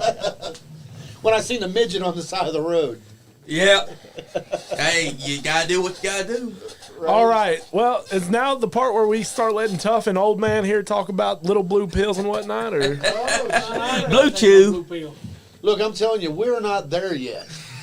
and I can tell you this. We're so good at what we do, that's why you 3 boys are here. let me tell you, this old man's got 3 kids, couldn't back out of a driveway. That's right. That's why you got here, because he stayed forward. That's How you doing? The trucker method never worked for me. Ryan Mode said nowadays it probably I'll cash app you. Oh, yeah, I've heard that. Well, $ Diamond Deluxe 06. I'll be waiting. That's right. I know what Cash App is, but I don't have it and wouldn't know how to use it if I did have it. That's what she said. How you doing? I wouldn't know how to use it if I had it. Now, what would y'all say would be the worst payoff that y'all have ever had? My 2 boiled hot dogs with a stale bun and a warm Yep. Diet Mountain Dew. Yours was always the worst. My worst. I drove all the way to Tennessee, and they said, "Hell, man, Scott Diamond, don't just bring the cartel, bring 2 carloads. We've got a big event in Tennessee." I said, "Now look, this is the money that we need, because that's one thing nobody wants to talk about is the money. So that's the thing that I try to talk up front. Yep. And I told you checks in the mail, Tuffy. Mail's running a little slow. It's 6 years behind." Cash it fast. He's just going He perked up fast on that. So I get 2 carloads together. We drive all the way to Tennessee. Wind up, I work with 2 kids that I never knew before. The one kid was a good kid. He was about 6'4", about 350 pounds. The other kid was about 4'4" and weighed about 200 pounds. Ain't no way he weighed 200 pounds. Okay, 160. With rocks in And- his pockets. And the 160-pound kid was telling me all the stuff that he was going to do to the 300-pound kid. And my favorite thing, you love this too, Tuffy. I've seen you do it. Listen to him and listen to him and listen to him until he told this big old story what he was going to do to this big old guy, which he could have never done. And I said, okay, well, we're not going to do any of that. And so after this dismal match, the guy didn't listen to anything. So the guy that was working with me, he come out of the ring and said, "Mr. Diamond, what do we do?" And I said, "Break his fucking arm. Yep. Fucking break his Straight fucking arm." shoot. And that is a straight shoot. So he jumps in the ring. He tells the guy what to do, and the guy don't listen. So he straight shoot is breaking his fucking arm. And I'm telling the ref, just call the match, or this guy's going to have a broken arm. That's right. So both carloads, we basically made up the entire card, honestly. And so we get It done. was us versus the state of Tennessee. Right. Especially after that, because I hit the guy over the head with a beer bottle at the end of it. Oops. And so the promoter's wife, she's cussing me and everything because I done busted this guy open that wouldn't listen. I busted him open with a beer bottle. Yep. And so we're waiting around, and there's about 10 of us. And finally, I go to the promoter, him, not her, because she was already mad. I busted this guy up with this beer bottle. And I said, dude, where's our pay? Oh, brother, man, our mom just died, and we're going to use this to bury her. What the fuck? Did she die during the event? I mean, because yesterday we agreed on some money, and today all of a sudden your mom died, and so all the money's going to bury her ass. Well, fucking throw her out in the backyard. It's Tennessee. Give me my fucking money. They had to afford the piano case. So, yeah, because she ate 3 kids before she died. Yeah. Oh, God. For me, that was my worst payoff, because here you got, and not just for yourself, This is because the most fun I've ever had because on I've this taken podcast. all these other guys and girls down there with me, and it's either, which, I mean, on a serious note, I paid a lot of people out of my pocket back in the day because the promoter or the booker would be sketchy, and if they came with me, I wanted to make sure they got at least gas money. So for me, because I had to tell those other guys, look, they just stiffed us because old dude's mom died 3 times this week. And so they're going to bury her for the 6th time, and they're not going to pay us. Yeah. And so that was my worst payout, I feel like, because it wasn't just about me. It was about the 2 carloads that came with me that got stiffed as well. And Ramos has a question for you, Austin Down. He said, Austin, what is your most interesting fan interaction you've ever had? God. Here goes the Ricky Morton story again. The funny part is he's really not wrong. And he doesn't know where I'm going with this, but he's really not wrong. I've signed some autographs that I can't talk about on camera. But that aside, pumping gas and then having somebody run up to take a picture with you comes to mind. Let's see here. Making the fat lady cry and leave the show back in August comes to mind because... What the hell did she say? She said something about my mother, and then she started crying because her mom was dead. I was like, all right. And the truth was, he didn't say nothing about her mother. He's like, do you kiss your brother with that mouth? Yeah. And so apparently she did because he told something about her mother. Yeah, her family tree was a wreath, and I guess that hit close to home. Well, he exposed herself. Yeah. Yeah, she exposed herself. That's up there. Thank God she didn't expose herself. That was nasty. Let's see. I think I hit 2 of the good ones. You following us to McDonald's comes to mind. I thought I was going to have to shoot somebody that night. They come. We were leaving UWF out here one night. God, it's probably 10 or 12 years ago. And so they come barreling up on us. These people went behind us, and they were just riding their bumper, And I thought, well, I done pissed somebody off, and they want to fight. Yeah. But Tuffy will tell you, anybody that's traveled with me, they know. I carry Jake, and Jake is a badass pistol that will, hell, I could beat you up. I don't have to shoot you. I can just beat you up with it. Exactly. And I think Maria spoke about that one night when she was here with Max. Yep, she did. And so I tell him and the wife, I said, well, I'm going to pull over here in the McDonald's parking lot, and I guess I had to kill a couple of people. And when we pull over into the parking lot and I jump out with this pistol, these 2 guys and this girl jumps out and goes, can we get a picture?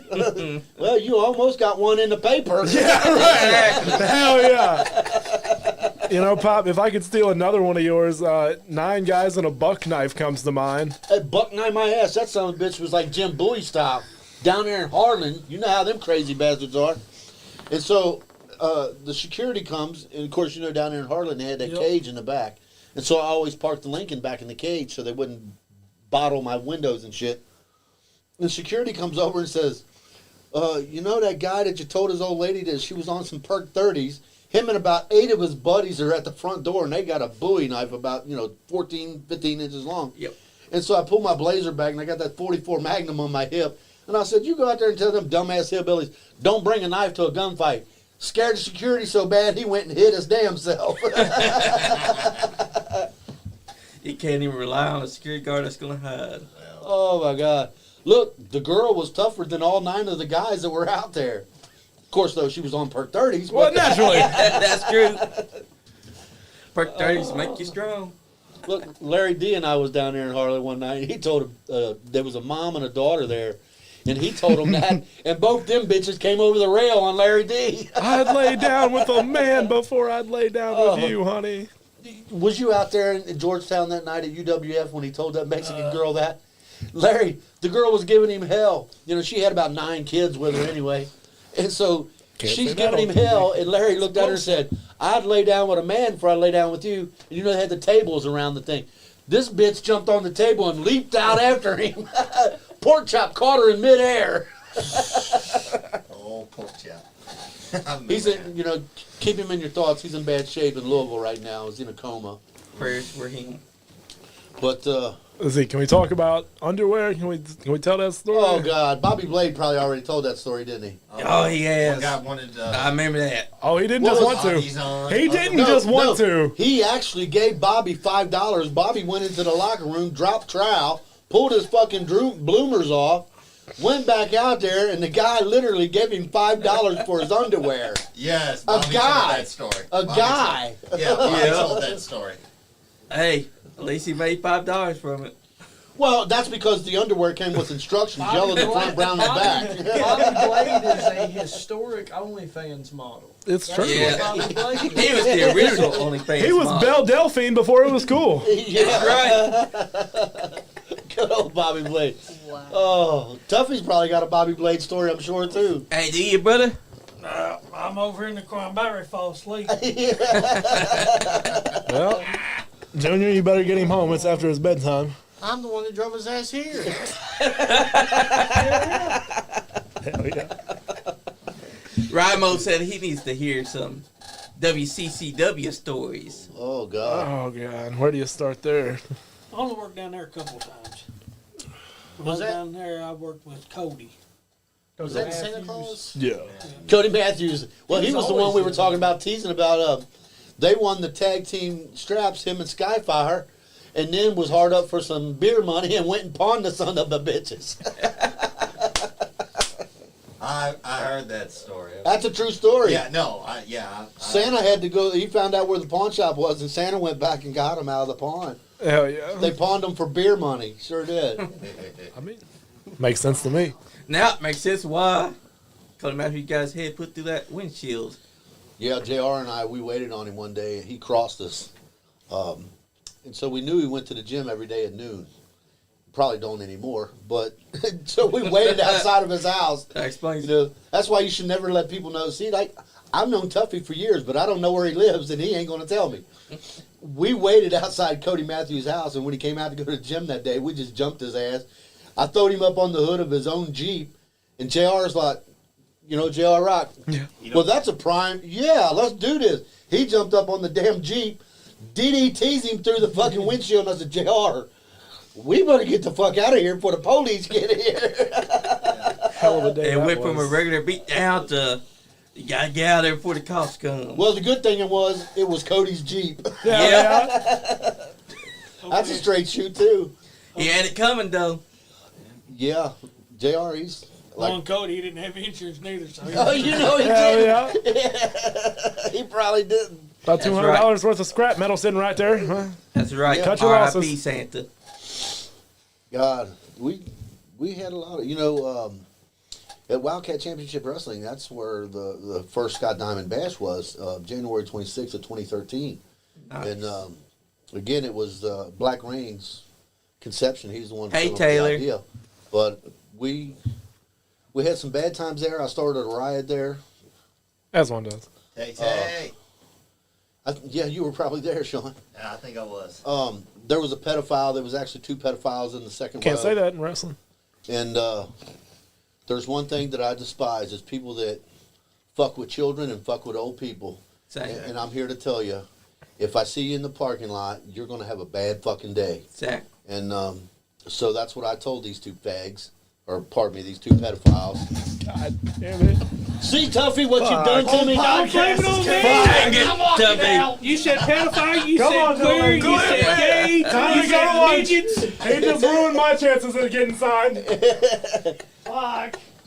They were pedophiles, and so you know, because I had friends on the sheriff's department, and so they had showed me these two guys were on the register, and I just felt like these people should not be around where children are, and so Y'all three leaving? What the hell? I pointed it out. We run them off, Tuffy. They got scared. See, it goes to show you, this younger generation can't hold with us old fuckers. Yeah, they can't. Yeah, Cold Diet Mountain Dew. Lucky fella, Cold Diet Mountain Dew.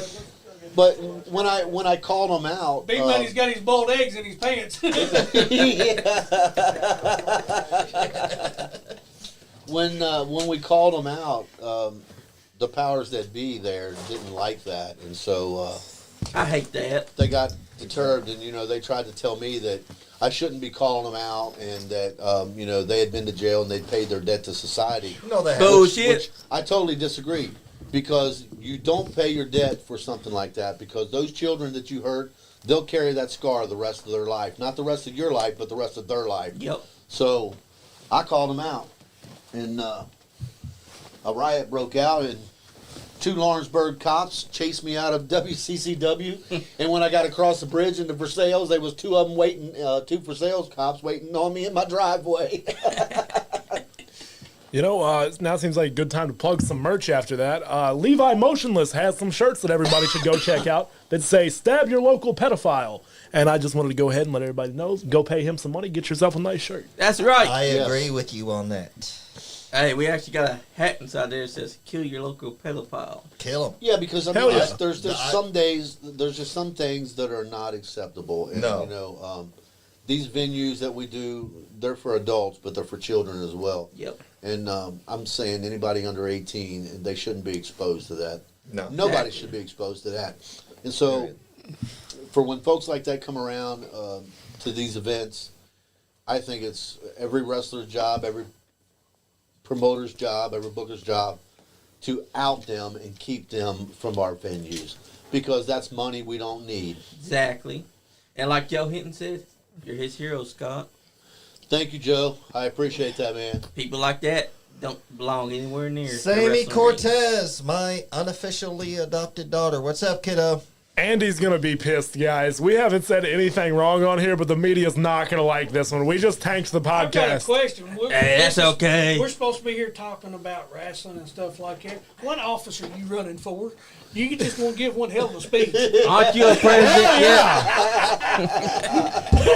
Stab your local pedophile, ladies and gentlemen. Elected, I'm telling you, if I'm elected, Tuffy will be my running mate. That's right. A good running Scott mate. Diamond for president, Tuffy for vice president. Yes. Hell yeah. We'll clean this place up, man. That's right. I'm going to run for governor, and he's going to run with me as lieutenant governor, and we're going to clean up the state of Kentucky. That's right, Hell because yeah. it needs cleaned up. Now, you see, that's a star right there. We got fucking Shrek over here in the studio, dude. Hell yeah. Huh? Oh, me? Oh, I thought you meant me. Oh, my goodness. Oh, so last time that Tuffy Jr. was in the studio, there was somebody that he said if he got into the wrestling business that he would want to take on his first opponent right beside me. Is that right? Oh, he did. Oh! That would be a great match. Again, you guys come from great lineage. Your dad and myself we're lucky enough to have a good career. And I'll tell you, again, as I said earlier, you 3 are ahead of the game because of being born into this. Right. So with that would be a spectacular match, I believe. But I'd hate to have to hurt you. We'll see who's the toughest at the end. See who's the last one standing. You see that? Junior, if I That's may, a future match. Undefeated. what's pissing him off is the First stash. time for He's jealous. He's jealous. It's the stash. It's the stash. It's the stash. First of all, and if that match ever does happen, I volunteer my services to be the zebra. Right down the middle, baby. Are you sure? He don't. Nah, he Hell don't, he don't with call it clean. Hell with it. You got 3 of them right there. Let's just make it a triple threat and beat the fucking down with it. That's what I'm talking Hell about. yeah. Hell yeah. Hell yeah. You know, if I was still that's a booking good- and promoting, I would book that Are match you tomorrow. not booking I would anywhere? have to. 'Cause you Gentlemen? that's a booker's mind right there, Tuffy. Hey, you see it right Hey, let's here? get that other hand over here. I got an Yeah, idea look. for that one. We've got to get What are you that. reaching That's for there, a champ? picture right there, Tuff. That's That all is a right. picture right there. That's a picture. They all 3 got soft hands. It's all that shampoo and conditioner he uses in the shower. Bobby Green said, "Can I do a run-in?" And I still need to wash my hair. Bobby You went Green. to a run-in Old when man you were Bobby or wrestling, young Bobby. Bobby? Young Ramo says Sean is not impartial. If Hell young yeah. Bobby come, he's got to leave his teeth out. We have dropped so many F-bombs on this shoot. Hey, This that's isn't all right. going to stay on air, guys. This is getting tanked as soon as That's it goes all right. up. No, it ain't. No, it ain't. We've said the F word so many times on this podcast that it ain't never tanked. Look, Bullshit. if I'm not mistaken, you guys were asking for WCCW. Oh, I remember Yep. Christian Muscagni. The Latino Bobby, nightclub Bobby, is if down you're in still the listening, We going there? wasn't you? hell no. Weren't you a part of busting the mirror over Cack and Jack's head that time? That was Ronnie and them. Yeah, but I believe Bobby was booking at the time. Bobby Green, I Oh, think I was got you. booking. Okay, yeah. So Bobby, Oh, chime you did in not and go let us there. know. Wasn't that you that were booking that time when you give the go ahead to bust that mirror over Cack and Jack's head at WCCW? Bobby's got a lot of great WCCW stories, I'm sure. Heck yeah. We're always down to listen to some of those. Shit, Yeah. all of us vets got stories. Ramo wants to do commentary with you. Commentating their match. Hell yeah. Who is it? Ryan Mosley. He said, me Oh, and yeah. Scott on commentary. We can do it on that triple threat. Bmoney, how much you weigh? Got me Sam, on commentary. Think Got Tuffy around- on commentary. I'm like, I can see 150, God. 160. Oh, hell, I'm going to have fun with you, boy. You better Oh, pack the on shit them. talking You better pack started. on Yeah, the Hey, weight. Sammy, you know checks how in the many mail. times You're I've still heard grounded. that? Right on. Look, when I came in, I was the same. I left for the Marine Corps at 129 pounds, come out 170 pounds all You muscle. look good with something So like I- that in your I- hands. Come here. I dig what you're saying. I'm ready. Boy, he's playing with wood already. Hey, brother, come pay some dues in the bathroom with me, will you? Shit. Look, Hey, I'm what kind telling of you, dues we paying? those three right there, that's money. That is money. If I was still promoting and booking, No, not the 3 of us. This is B-Money. Oh, okay. I would book that tomorrow. It's kicking in. It's kicking in.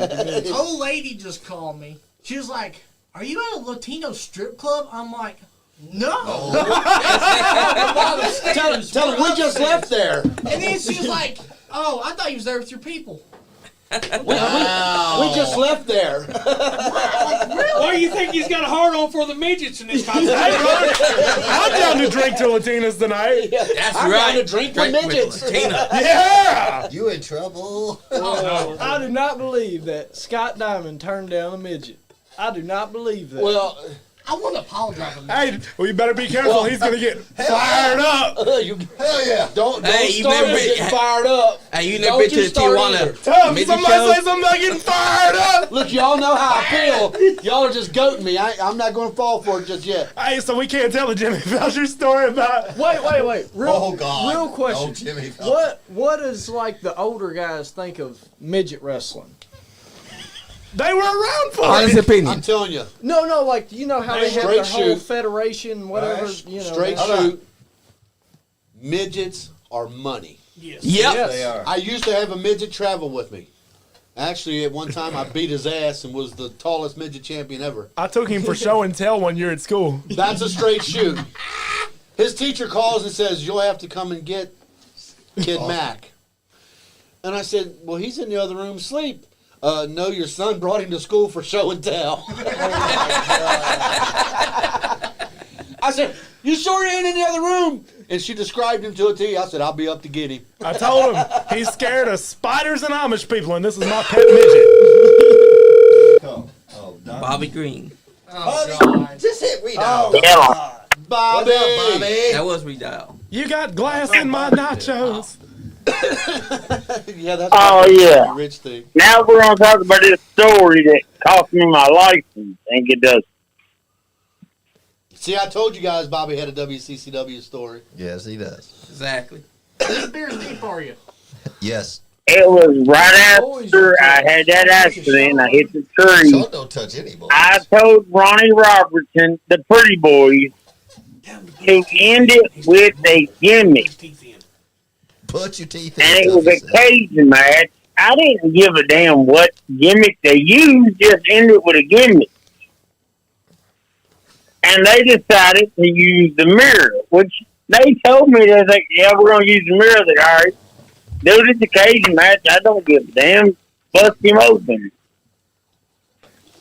And then Kim and Todd got me all in trouble because they used the mirror. I was like, dude, it's fucking wrestling. Right. I think there was no part of that glass that ever went in the crack. So I met up with the commissioners and all that right before I moved back down south. And I was like, look, dude, I was like, I don't want no beef with the green name up here. I was like, I'd like to get my license back. So I met with Tim and Todd over that. I was like, look, dude, I was like, it's a work, it's a gimmick. And they was like, well, he's like, you're right, Bobby. He's like, we'll give you your license back. I was like, okay. I was like, I tell you what, I'm going to mean this from the bottom of my heart. Shove him wrestling license up your ass. Fold them up real nice and shove them up your ass. I was like, I'm done with this thing. Well, if you'll remember, Bobby, I tried to help you re-get those licenses as well when I put you into the Hall of Fame over there, and they wouldn't even let me put you in the Hall of Fame over there. Remember that? 2015, I think. Yeah, because I had to get I was going to have, that was when I was living down there in Georgia, Diamond, and I was like, I was going to have to come back to Kentucky and get a physical and get re-licensed. And I was like, you're out of your fucking tree. Yeah. I was like, dude, I'm not coming up there to work. I was just going to get inducted. I was like, and they was like, well, you got to stay outside the rope. I was like, you've lost your damn tree. Yeah, Tim and Todd wouldn't, you and I both, man, did what we could do. I think, like Austin said, I think that was in 2015. But you and I both tried to talk to Tim and Todd and say, hey, nobody else has ever gotten an award and had to get a license. So why in the hell does Bobby got to get a license just to receive this award? But they were just hell bent on blackballing you. Oh, it was a money racket. That's all they wanted. They wanted their damn money. I was like, dude, I'm not. I was like, if I get my license, I'm working. And that was one I was like, dude, it's not worth that. I was like, I'm gonna come all the way for 6 hours to come and get this induction, which I was tickled to death. You asked me to it.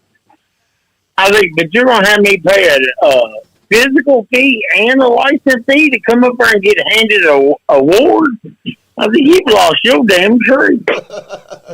Yeah, which would have cost you about $100. Yeah, I was like, dude, I'm not getting that much PO for it. Right?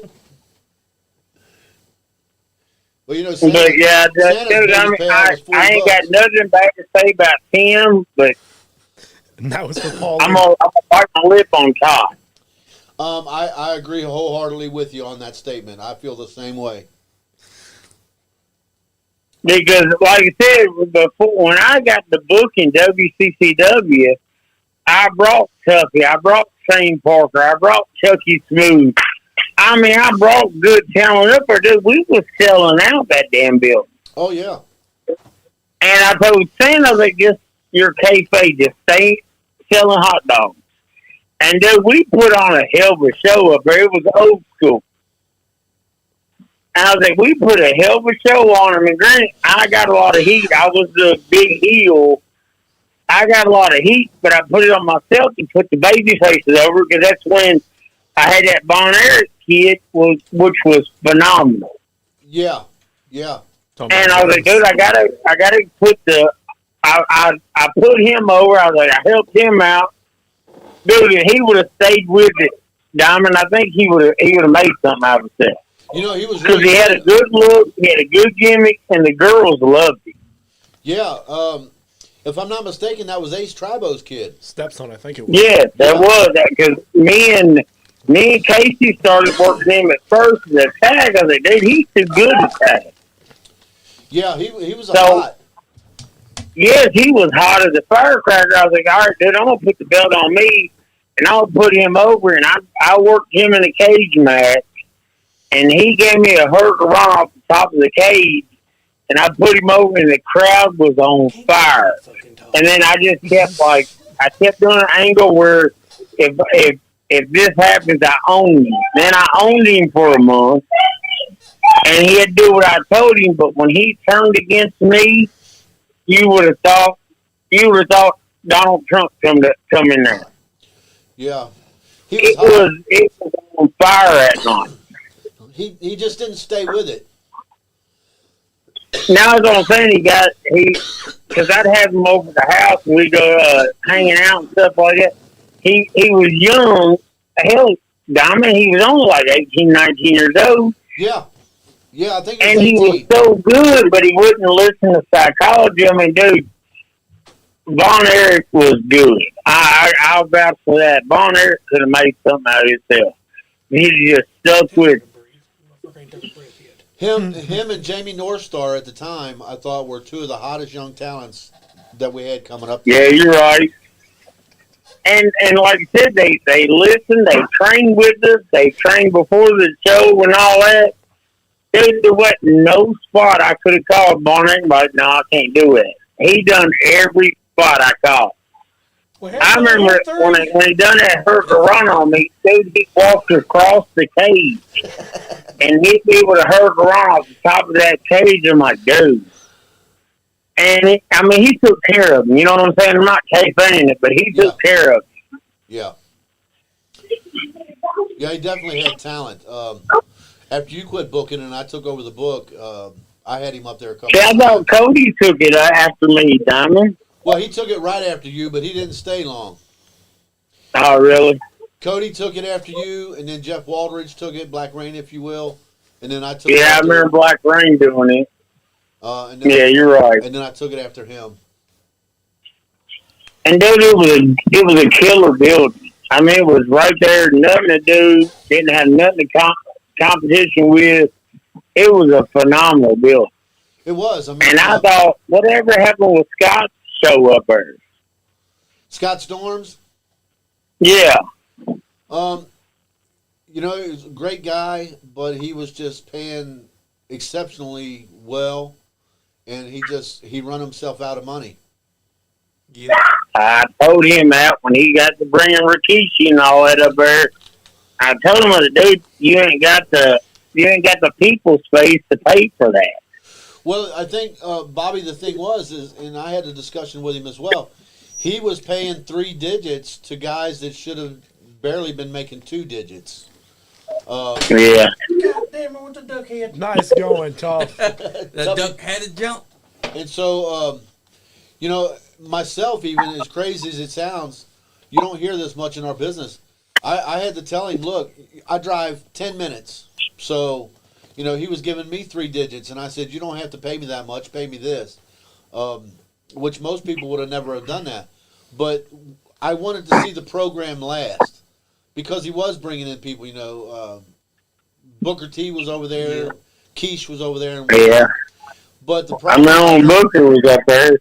So, Diamond, what is that building just empty? Because Dad's wanting to get his, he's wanting to get going again. He's wanting to get a ring to help Braxton and Lil Bear get trained. I was like, Dad, I don't know the talent now. Yeah, the building. And I can't do it every week anymore. Dude, I do good to do it once every year. The building is vacant as far as I know. Last time I was over there. And really? Tony's, Scott Storm still's got all his equipment and stuff over there. He's been selling some of it. Left and right now. But it's a great building. It's got the dining room facility in there, the kitchen, if you will. Sure does. So it's still got all of that stuff. Scott Storm done a lot of work in there. I remember that. The building is beautiful. I mean, he done so much work in there. It's just, the building it's just beautiful. And anybody that could or want to run a business out of there, it's a perfect place to do it. The rent is doubled from when we were running in there with Santa, because you probably knew. Oh, really? I knew what Santa That's was. what my next question was going to be, is how much rent is there? It's about $2,200 a month. But if you run a weekly show, and what Dad's wanting to get back to is the old Memphis style. Well, that's what He's sells. like, I'm telling you, I think it would draw the rivals, you know what I'm saying, the hatred. Like, they all thought, me and Donnie hated Brady Bird and Al Steele. We hated each other's guts. And dude, I couldn't have asked for a better friend. Beep. We Stand by had for an good important chemistry up information. there. Your time has expired. That's old No, Tuffy. dude. That's old Tuffy over there. Oh, I know it's Tuffy. Speaking of which, Tuffy, you need to come fix my headlight. Ramo says that he remembers the night China made an appearance at WCCW, and she got there past time the show had started. Yeah, I drew about 10 people. If I come fix your headlight, you gotta leave your teeth out. Oh, shit. All right. Bet. Dollar bet. Bobby said, I'm not scared. My God, I've been married 3 times. All right, dollar bet. Come fix my headlight. I'll get my teeth out. Hell yeah. I'm definitely staying home. I think I got to work both jobs that day. The younger guys are scared, Bobby. They're saying they're going to stay home. So that's a true brotherhood right there. Well, I don't want nobody. I don't want an audience. Dude, this is disrespectful to me. I don't want an audience there to get my headlight fixed. Holy shit. Is he at least going to take you to Red Lobster, though? No, I'm not doing the Red Lobster. I ain't been back to Red Lobster since. He said he'll give him a stick of butter to get started, and that's about it. Better be careful before he slips on butter and gets pneumonia. Butter, be careful. The rib heard around the world. Oh, God. If I go to Red Lobster, y'all better take me to Gaddy Town. That's where I went. I ended up eating that night for Little Bear's birthday party. I'm getting my money's worth. Hell yeah. Go do it. That's all right. Just extra pepperoni's all I ask for. He say pepperoni? Extra pepperoni. Are you guys traumatized too, or just me? See, that's why we got to have I a show was with all these traumatized vets. when you took your damn That's shirt right. off. I mean, I'll take this one off too. He had me stripping at like 15 over at the last joint we were No, at. look, that was Apollo did that. Apollo Showtime Garvin did that. I had nothing to do with that. But a lady... Speaking of Apollo, y'all, I done a show a couple weeks ago up there in Jeffersonville with Apollo No kidding. and Ronnie Roberts. And, dude, Apollo, Dude, I had a blast in the back with him. Man, I worked Sebastian, and, dude, I realized when I walked out of the ring I'm too old for it. But I had a blast in the back. Cage Cutler got me booked there. I said, all right, dude, I'll come up there and help you out. And it was right there in Jeffersonville, Indiana. It was it was a good building, but I had a blast at that show. I had more fun in the back than I did in the ring. Of course, you know me, I just cheat. Well, you know, Too Tough Tony runs that building. Yep, Grindhouse. Yeah. And I never seen Too Tough there, Diamond, the whole time I was there. He's tried them all. He don't... It was some female promoter, the one I met. TCW. Yeah. I can't Yeah, remember what her name is. TCW, you're right. I can't remember what her name is. Yep. I mean, we had it was a good little crowd. But I was the only one who worked the crowd. I mean, I didn't do nothing. But it was a good little crowd. It was an old school crowd. All you had to do is work the crowd. And I took he got on top of me at first. I gave him the hot, and then Tell nobody got on top of you. The Diddy party continues. No diddy. No diddy. see, that's why we didn't let your daddy on the microphone. We're talking kayfabe here. Talk about throbbing subject matter. And just think about it. He saved life. That right there worries me. He's talking about Tuffy. What? No, I'm talking about Little Tuffy. I thought Little Tuffy was the one saying that. That was Austin Diamond. Headphones on. Oh, man. We got Tuffy Jr., we got Bmoney, and we got Austin in here, the 3 young lions. This guy's really got And his B finger on the Money's pulse. scared of his brother. I don't know why we don't book that match. Oh, he says you scared of your brother. And I understand he's a better wrestler than B Money, but B Money's a better talker. we all know, but I the think records and the stats prove different. We all know the records and the stats prove different. Where's he at? How many times have I called him out? Hey, Grindhouse a show I this just think- Saturday. Yeah. B Money, I just think Red would job you out on shits and giggles. You're the sidekick. We all know it was Donnie. Donnie was. I'd rather be a sidekick than a no kick. He was robbing. He wasn't even robbing. He was In B Money's back defense, though, Damn. Red was talking a lot of shit, and then when B Money tried to talk back, Red took off and didn't comment ever again. Then a few weeks Yeah, later, see now you got him taking up for you. Okay, I'll stop. You got him that, but I would rather be a has been than it ever was. he said he'd rather be a has been than a never was. I didn't mean to mess up the beautiful Oh locks. no, you're good. Good as a stretch. I'm just He saying. does got that beautiful mullet. Yeah, and Bill Ray Cyrus wants that hair back when you get done with Oh, it. TCW.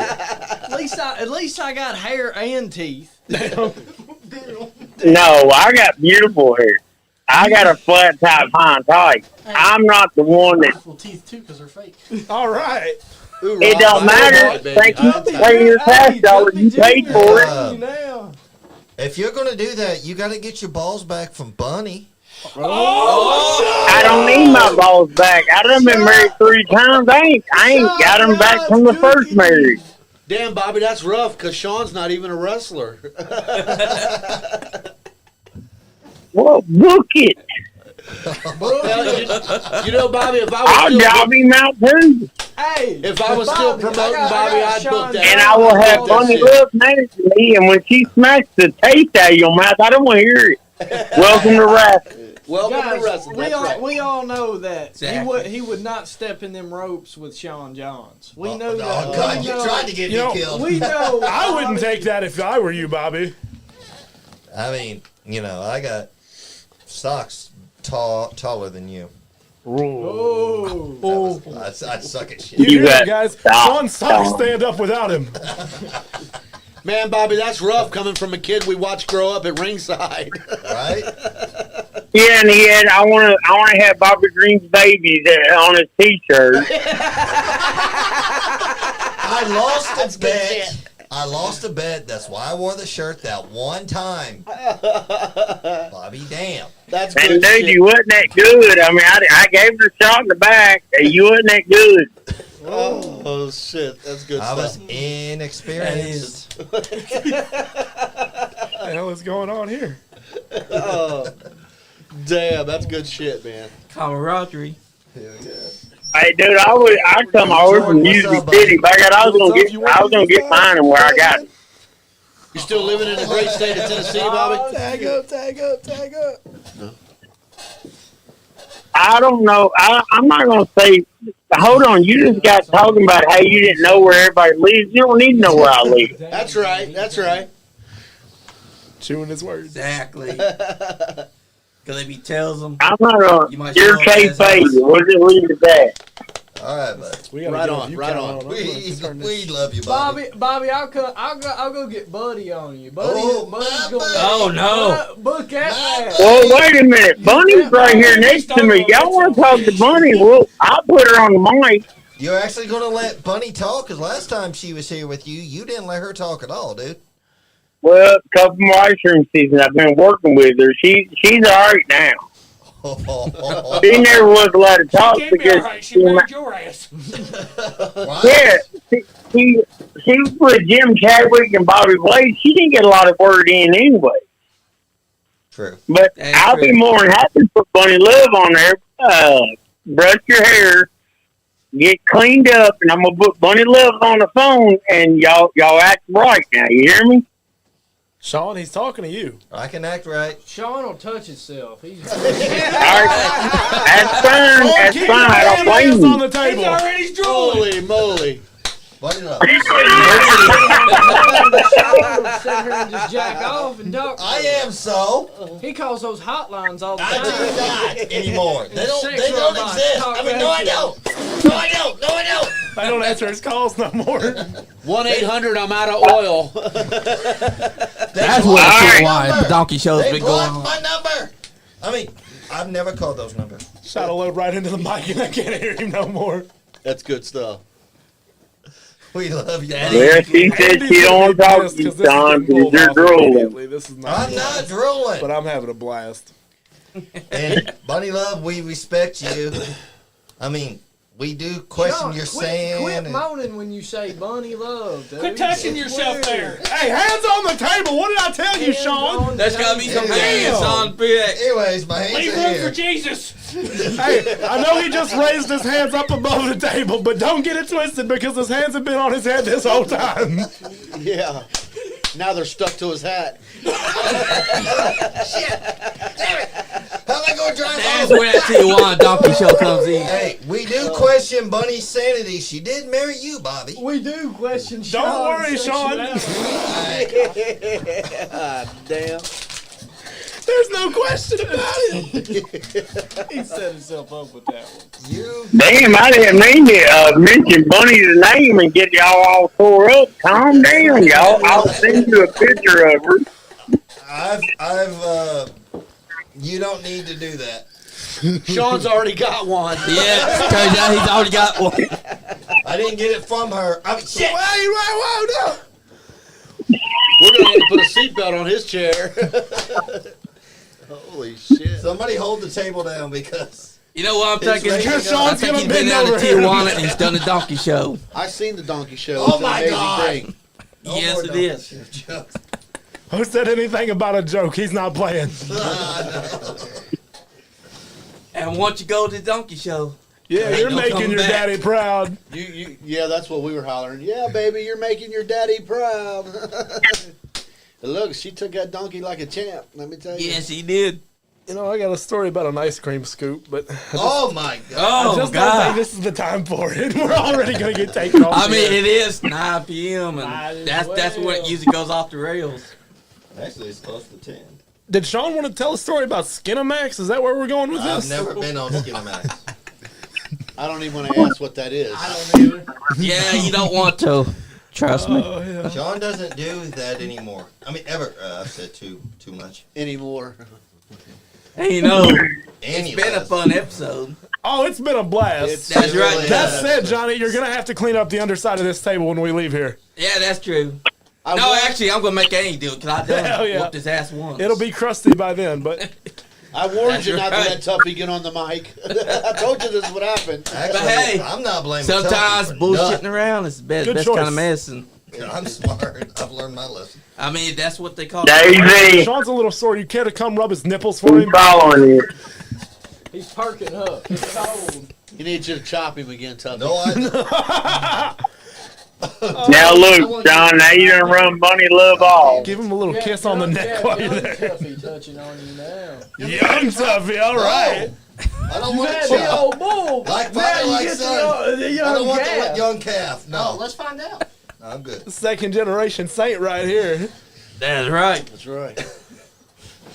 Come on, you know they want to see it. No, they don't want to. Hey, we got to get our viewer count back Hey. up, boys. Hey, if y'all want to see Somebody- Sean hit Tuffy Somebody's Jr. got to job, start shaking some ass. say it in the chat. We gotta, All right, we gotta gentlemen. compare mine and his. We got one more. Pull sausage right now, Ryan or Mosley. I'm leaving. I mean, Sean's leaving. I got $1 on it. Ryan Mosley wants to see it. No, Go he see that doesn't. chop.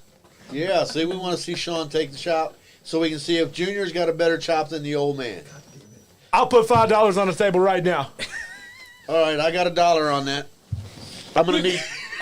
I'm gonna need 99 cents in change. Hold on, I got a headlight on it. If you can take one of Tuffy's chop, I won't get my headlight too.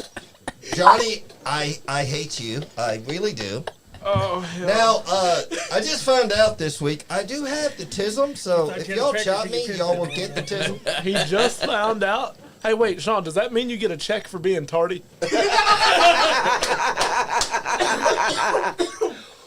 Woo! It's getting light in I gotta go this see He's a Dr. little Bell. The delayed. donkey show. It's getting ripe up in this bad boy. I don't feel tardy. Hey, you know. He did show up a little late. I mean, That's true. If you tardied on yourself, go wipe. Brian said, "Hold him down and chop him." Shut up, Mosley. Sean loves getting held down by other men. No, Sean doesn't. Get one.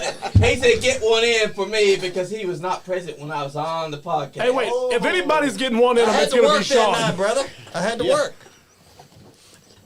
I work 2 jobs, man. I'm old and fat. Hey, look, It's raining. He had to get off the corner. Yeah, he had to get off. He works on 2 corners, Tuffy. You heard him.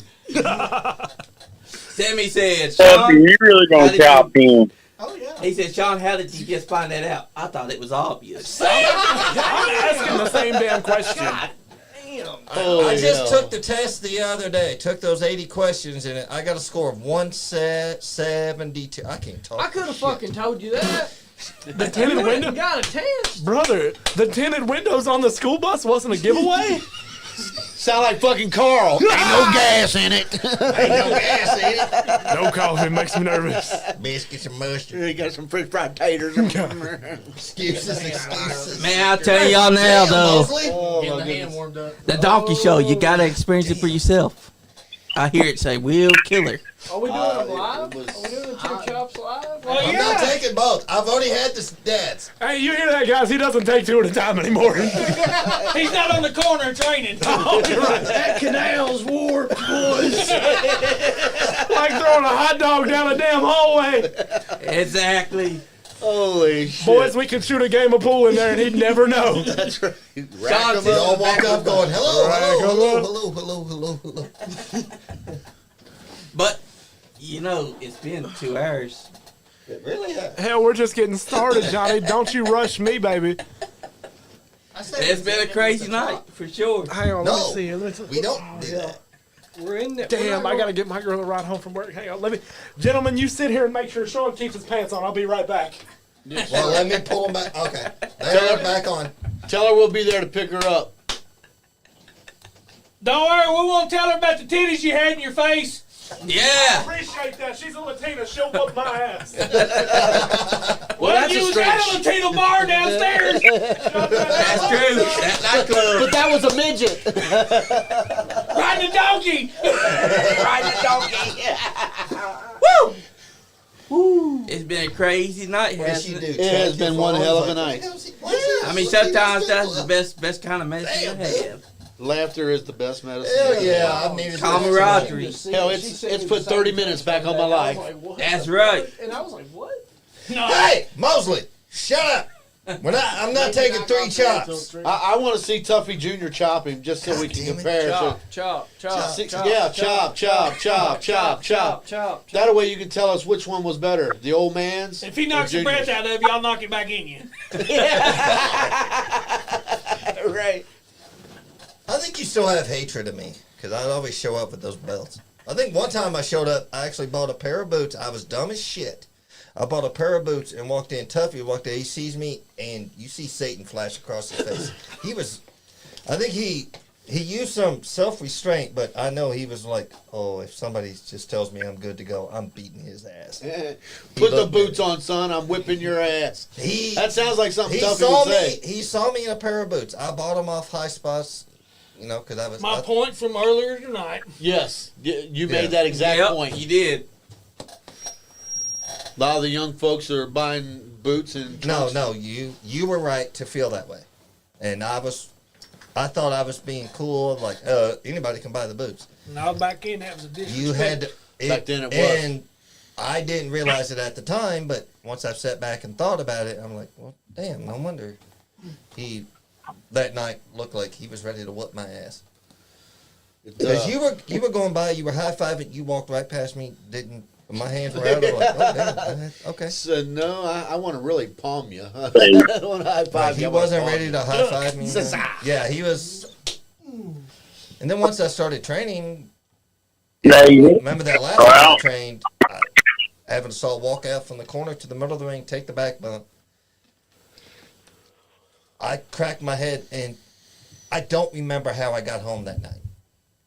Like I remember, I told you it was a Diddy party. No, no. And that was a Diddy party before the Diddy party ever existed. I drove myself to the show, helped set up the ring. That was the night some dumbass decided we should set the cage up upside down. Where was that at, Sean? It was at the KCW. It was at the Shopville Gym. No, not a KZW. KCW. Oh, okay. Al Steele, Chucky Smooth, and Ray the Bear ran it.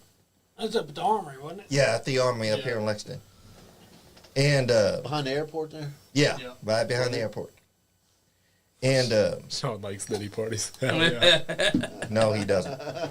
You hear that, guys? We all heard the same thing. Sean did not sleep with that guy. As a matter of fact, they were up all night. That's right. No, but you were training. We were doing basic drills, and we got out.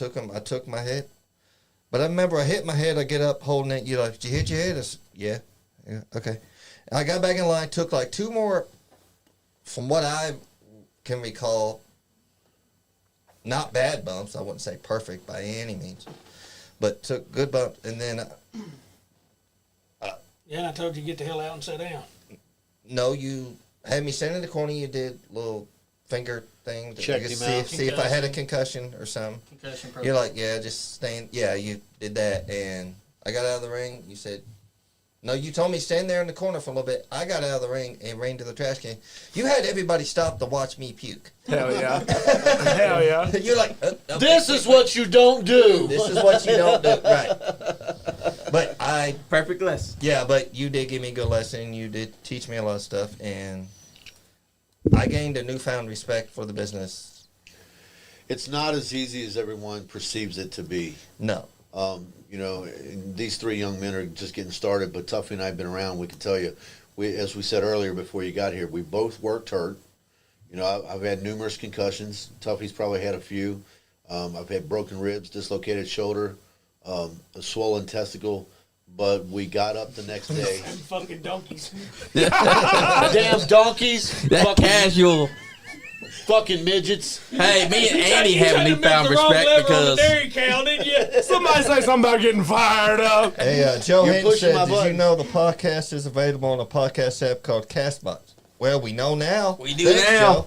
I guess Andy's been working on something. Yeah, he's been trying to find more platforms for us to be on. Of which we just got us kicked off all But of you them. know, Probably. Yeah, probably, yeah. I gained a new respect for wrestling because when me and Andy got into the ring, we found out that it don't matter how good cardio is. The difference between being inside the ring and track and field is that you gotta have the ring cardio for that. There's physical Because you shape gas and there's out. weight shape. Yes. Yes. Totally Yes. different ball game. Totally different. You could walk the treadmill, walk 5 miles every day, this, that, and the other. That's one thing. You get in the ring and you're huffing and puffing. Oh, 5 absolutely. minutes in, Yeah, man. two minutes into it. It's I don't crazy. give a damn if you're running 7 miles across town, you know. That's completely different than hitting the ropes for 3 minutes. The same as Exactly. football, and Right. footballers transition from football to professional I go wrestling. 15 minutes without touching and still have the crowd in my hand. Right on. Yeah. Right on. Exactly. Right on. That's No, smart. you really did. That's the You're the master. only guy I know walk the top rope and then come off with an arm drag. Well, in Mostly fairness, Tuffy with fell this- off the top rope. No, well, I don't know if you fell, a fat but you loser come boy. on. If you did fall, you turned it into an arm drag and covered yourself right quick. You know, it's That just, was amazing. What you're saying, again, to me is a testimony of what, you know, Tuffy and the older guys that we had to go through. It didn't matter what you felt like before you got in the ring. When you got in the ring, you had to put 110% into it. If not, you didn't have a job the next week because there's 1,000 guys bidding for those 10 spots, 12 spots, you know, whatever it is. And he did, I did, and a lot of these vets, your dad, Bear did, Al did, they went in there, they worked hurt, they worked when they were having off days, because when you got in the ring, you couldn't have any of that, because none of that mattered. You had to get in there and you had to do your job, or you didn't have a job anymore. It wasn't like nowadays, you know, a lot of these young guys and girls, Hang they're- down your they're- out for 6 weeks. yeah, they're getting jobs because of the good old boy system. Well, man, I trained with this guy for 2 weeks, so I know what I'm doing. And he just went out and bought a promotion and started a promotion in a state that doesn't have a commission. And so everybody that was 2 weeks ago in the backyard, now they're in the ring thinking they're somebody. Yep. It wasn't like that for us. It was a privilege to be in the business. It wasn't a given like it is nowadays. Summertime just ended, and we've already got a heater in the house. Thanks, Pops. That's right. No, But it's the truth, though. He's He right. just aired out like 80% of the business. I mean, 80% of business needs to learn. Getting canceled. I can't Learn how to fucking train. Tough love. Look, I honestly, I had a guy, when I was booking and promoting, I had a guy that he begged me for 6 months for a booking. You know, he wasn't even mid-carder, quite honestly. He was a good guy, but he was not even a mid-carder as far as wrestling. And so finally, as it goes, you know, you always have at least one person that will cancel on you. Yeah. And so I said, look, you know, I called him up the night before, and I said, here's your chance to have a spot. I had a guy cancel on me, so you show up tomorrow, and I will put you in, and we'll see what you got. Well, he called me. Call me. Well, that was twice I called you like that. No, this wasn't Tuffy. Tuffy was, look, if he took a booking, let me tell you, brother, he was there before anybody else. That's right. But this particular guy, I won't say who it was, he had begged me for 6 months for a position. When I finally gave him the opportunity, he called me, and in the state of Kentucky, you have to, if you cancel, you have to cancel 6 hours or more. 6 hours or more, or I can take your license, which I only took one person's license up through the years. What a dick. That's right. It cost him $250, and he deserved every bit of it. When you screw me over more and more and more and more, because I always gave people breaks. You know, Tuffy worked with me, and in seriousness, I always was fair. Tried to be. I didn't always have control of the money because I wasn't always the promoter. Hey, man, he threw the water bottles at the wall, not at people, all right? Right. But this one particular guy, when he finally got his chance, he called me less than 6 hours before the event and said, and I quote,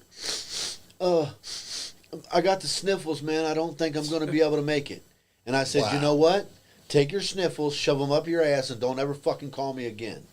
That's what a good backdrop will clear. You know? That's right. You know? Or a good pile driver. I mean, we've seen guys, you know, even recently come in with, like, the MRI patches still on them, you know, come in, work with pneumonia, you know, and then we've got guys that'll call in, like you said, for a hangnail. It's like, oh, hell yeah, we got ourselves a tough guy over here. Yep. You know, I'm going to put him over. Marty Clay is one of the hottest young stars on the circuit today. Yes, Damn straight. You know, I was there when Marty Clay walked through the doors in Hazard, Kentucky. John Noble and Kyle Maggart trained him. I helped him a little bit working on his promos and things. He can probably hear you from here. He probably Yeah, does. he could. Hell yeah. Hey, did you know that we found Lost Creek? It's not lost no more. We Hell found yeah. it. Well, Now it's just Creek. now it's just Creek. But here's a kid that he's got the true old school in him, because he had double pneumonia here about a month ago. And let me tell you, the kid had to leave early, but he showed up, he gave it 110%, he performed in the ring. And this is a guy who was on death's door, but he took a booking, and by God, he followed through on it. No matter how he felt, he took a booking and he kept his word. Even though he come in looking like death warmed over, he came in, done his damn job, and then went home. That's the kind of guy that I want to see continue, like you three young men. That's what I want to see take over for Tuffy, myself, you know, in the greens and things like that. People like that, because that's what we need to keep this professional wrestling going. If not, we're going to lose it. It's going to be gone. Exactly. Because that's what we need. It's exactly what we need. So anybody out there that's booking and promoting, hey, Scott Diamond approval. Book Marty Clay. Yes. Because he's a star. He's an old school kind of guy. He's a young cat, but he's got the old school soul in him. Trained by good trainers. Plus, he'll stretch anyone that don't know how to fucking wrestle. And when they try to tell him that they've been working this business for 5 years, so let me show you how I can stretch someone. Yeah, working 5 years and had 2 matches. Exactly. You know, the hell. And like Mike Clay said, they tell me that, I stretch the fuck out of them. Because they got to be taught a lesson. Sometimes you need to teach these motherfuckers a lesson. Because they come in, they think because they laced up a pair of boots, that suddenly they're professional wrestlers. They're not professional wrestlers till they fucking wrestled 500 matches. Or at least done a longer tenure than just 1 year. Well, I can tell you this: had they gotten in the ring with myself or Tuffy or one of the greens, and they got put in a sugar hole, they wouldn't come back to wrestling. They'd have sold those boots back to wherever they bought them. They'd have taken those trunks and thrown them in a trash can and never told anybody they were a wrestler because they weren't. As soon as they got out of that sugar hole, they said, "To hell with this! I'm going back to knitting or crocheting or whatever the hell it is that they do." Exactly. And any wrestler that cries about being chopped, all I can say is, chops are a wrestling move. When it's done to you, take it or leave it. Be a man about it. Don't be a pussy and be like, "You shouldn't have chopped me like that, brother. Now we're going to have heat." That's what a pussy does. You know, and that's the thing. Wrestling is not for everybody. Pro wrestling is not for everybody. Everybody thinks they can do it. But if you get in there with real guys, and again, I'm going to use Tuffy as an example because he's here. If you get in the ring with a real guy and you're not made for this, guys like Tuffy's going to show you that you're not made for this. And you're going to get out quick. Exactly. Because you're going to get your damn feelings hurt. That's what we need more of inside wrestling. Because there's been too many wrestlers that have allowed these pussified versions to come in, and they think that they're wrestlers because the wrestlers that should be teaching them a lesson get so scared to do it because they're afraid that they're going to get fired. No, we need more of those wrestlers to teach those wrestlers that suck to get the fuck out of business if they can't handle what's happening. That's exactly right. That would definitely help wrestling back the way it was. Again, it's not for everybody. So if you think it is and you get in there with a guy that really knows what he's doing, you're not going to stay long. Believe you me, you're not going to stay long. Exactly, and we've seen tons of these people that thought that they were going to stay long, and as soon as they got inside that ring with someone that was legit, you don't hear from them. You don't see them no more. They didn't get over because the pussy was scared, Well, and they never came back. That was one of the good things that we had when we had a stiff commission here. You know, they helped weed out some of them. You know, there were ones that slipped through the cracks, for sure. But the majority, when Tuffy and I were coming up, in the state of Kentucky, we had good, tough wrestlers in there that really knew what they were doing. And they weeded those guys and girls out. I mean, Tuffy, don't you think, even in your day, I mean, blackball was still a part of the business. Mm-hmm. You know, and if you had somebody came in and they couldn't perform up to standards, then they were blackballed. Nowadays, you don't have that, and we need that back. We need promoters that go, "Hey, you know what? I don't care if you identify as a cat when you're at the house. Here, you're a professional wrestler, or you get the hell out." Exactly. If I hurt your feelings, too damn bad. It's just the way it is. That's what we need is people that have grit that will be like, "I don't give a damn if I hurt your feelings. If you can't handle it, hit the fucking road because I'm done with you." Hit the bricks, get the stepping. That's right. Exactly. That's the way it should be because all these people that get all crybaby if someone's hard on them, they need to understand. Sometimes in professional wrestling, you need the critique. Pressure makes diamonds. Exactly. You know, as I recall, Pops had an interaction like that with a guy down south, and brother left his gear bag, yeah? Oh, yeah. Yeah, that was when I was booking for Bob Orton Jr. over at the church. He got all pissed off, and it was right. Yeah, it was at some church we used to do this show, and yeah, a guy got his feelings all hurt and got all pissed off, and I said, "Well, you know what? Get the fucking step in." And he was so mad and angry, he got mad and walked out the back door. And somebody looked down and goes, "Well, isn't that his bag right there?" I said, "Fuck him and his bag. He's gone. Just leave the bag here for charity." Hell yeah. That's right. Because fuck that. What size guy. shoes he wearing? Yeah, right. Start divvying his shit out in the locker room, you know. Who wants some elbow pads? But he might need tape. He got mad because he had to work somebody. Do you remember Mario Tuffy? Sounds familiar. And so, like Tuffy and I, you know, I don't want to put Tuffy in my age bracket. He's right behind me. But Mario was an older guy. And, well, you ain't but maybe 10 years behind me. Damn, 10 years is long.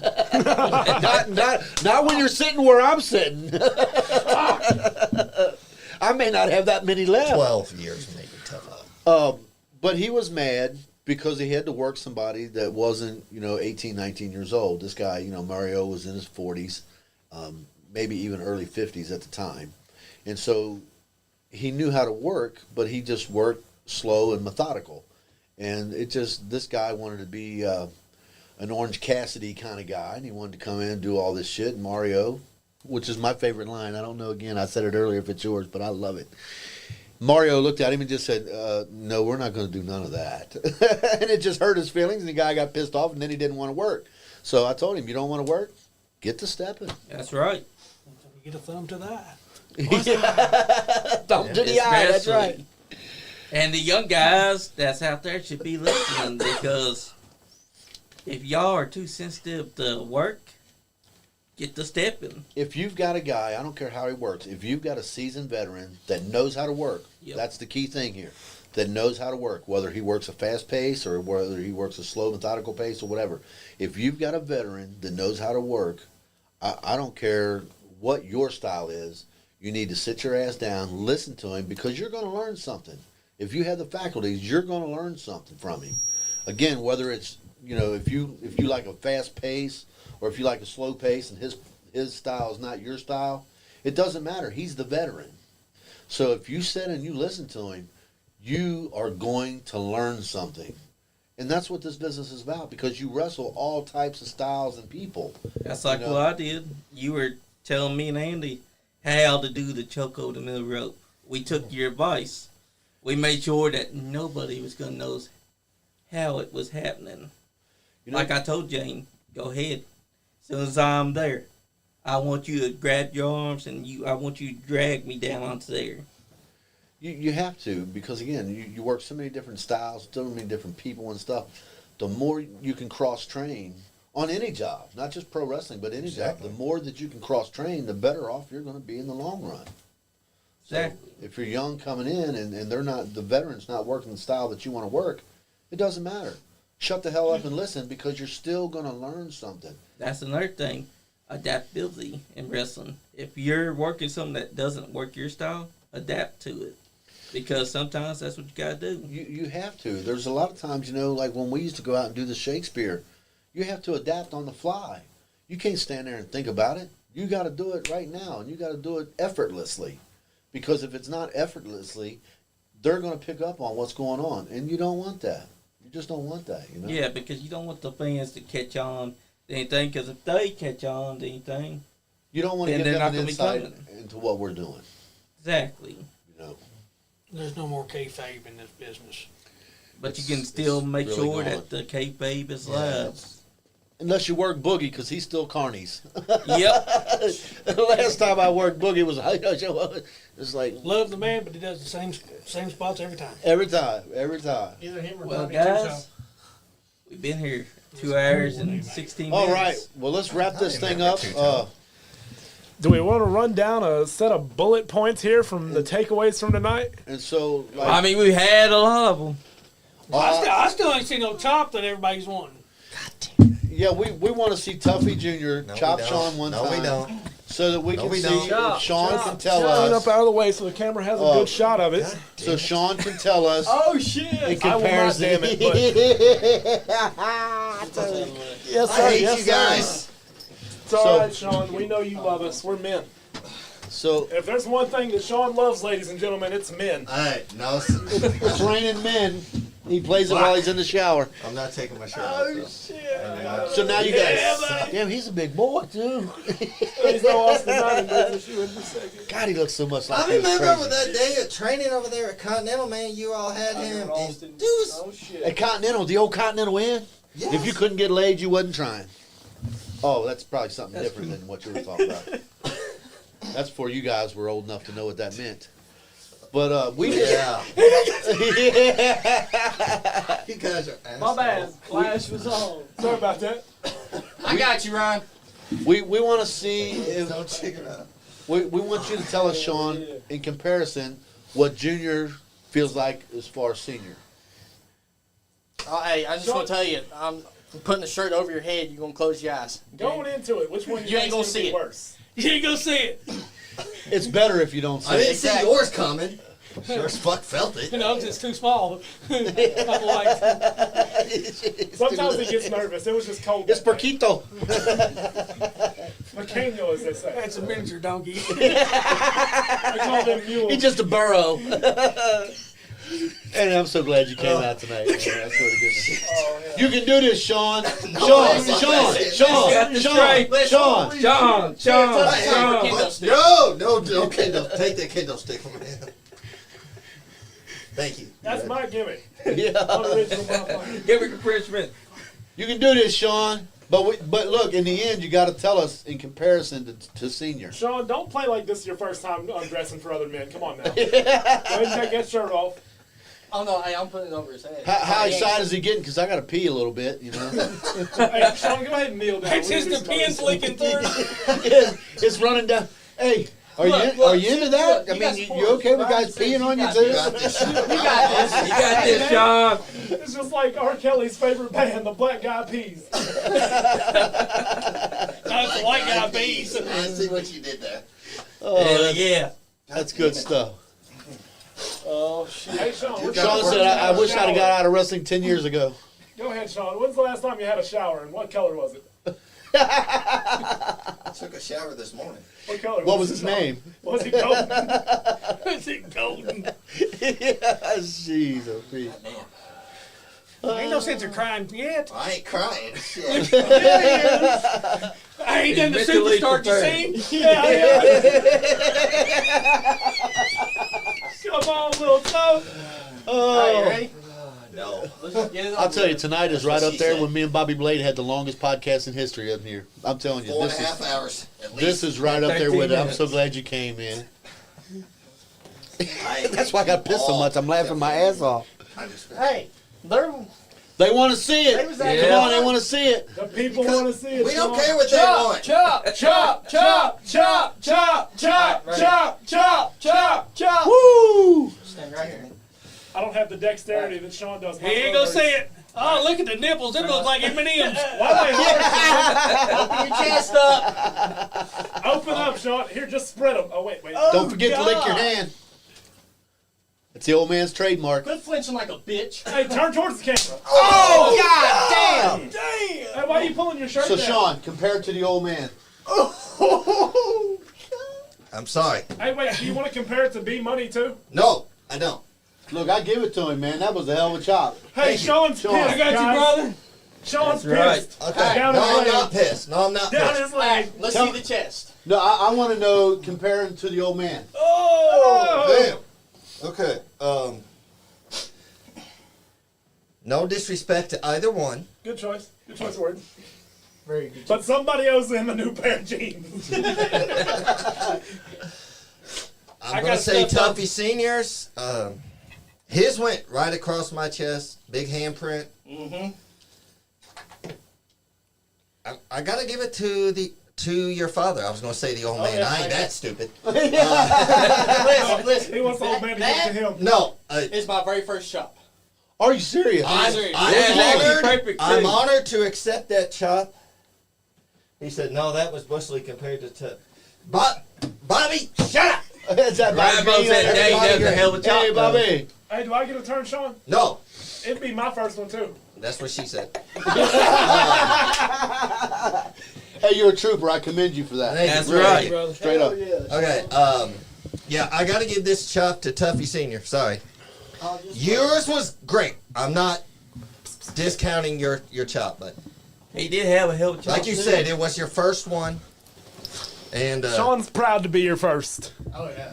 Been that for many a young man. You're You see, leaking. guys, you got to see yes, a live on air chop from Tuffy Jr. Just imagine what's going to happen next year when he actually does step After into he's the got ring. trained a little bit, yeah. Oh, I thought you meant. So me. look, Oh, man. shit. Again, you know, I'm gonna throw it right out there.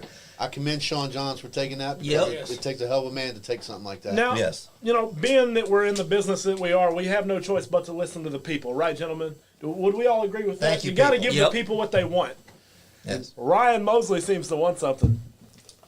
That's Ryan. Take a chop from Damn it. I am Ryan Mosley. You already got your one chop on me tonight. I would say, well, I don't want to say that because Ryan, I've known him a long time, but I would say, you know, if he wanted to do that, then we should have him in studio. In the studio. And so, And he be a man and And take he take one from me in Austin. right There on. you go. Take one, trade one. Exactly. So, yeah, right. you know, I think Sean would do that. And I'm not speaking for Sean, but Hey, I think Sean would do that if Ryan would come in studio and do the same as what Sean just did. Hey. Hey. Well, you know, I took a chop from Joe Tuffy, Smo. chop little. Oh, that's child abuse. You don't care how old Tuffy, your son chop is. little He Tuffy. shook his head yes first. I'll do it. He chops me, I chop him.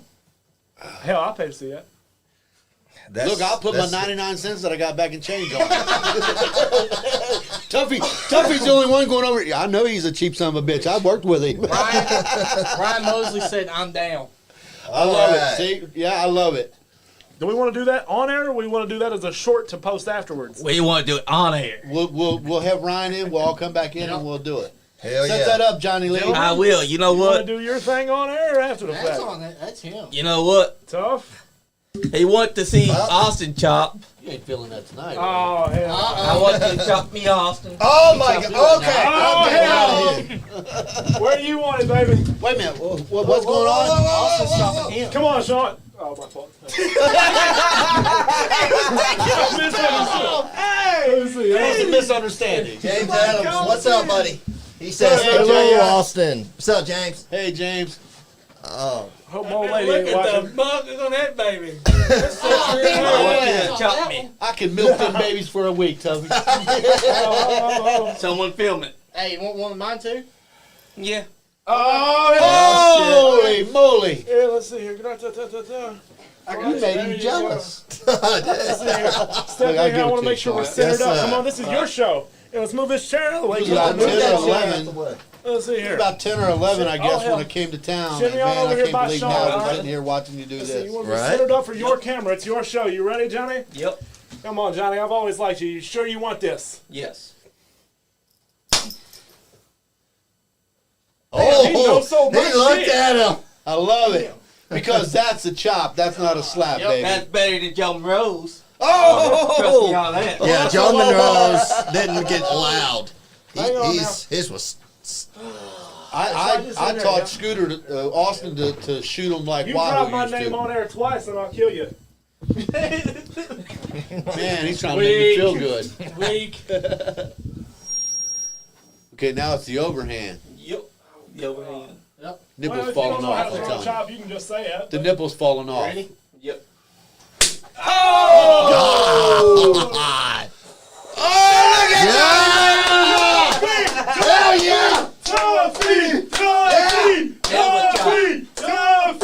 Tuffy! All right, before we go, Wings. Oh, hell. Hell yeah. We need a picture of that. Oh, Yeah, we yeah. got. B-Money, on the other side to make it match. You want one on the other side to make a match? Oh, we still Tuffy said he's going to. Yeah. Oh shit, it's on fucking. Bobby says, Tuffy, show him. You think you'll no sell one from Tough? Well, Oh! He ain't going to no-sell it, I can tell you that right now. God damn it. Oh, shit. I call Tuffy's chair. Right here. I call Tuffy's chair. Come on, Tuff. Oh, my God. Hell, Tuffy, give me the come camera on, back. Give me the man. camera back. Whoa, whoa, whoa, whoa. Turn your head that way. all right. Right there, right? Yep. Tuffy.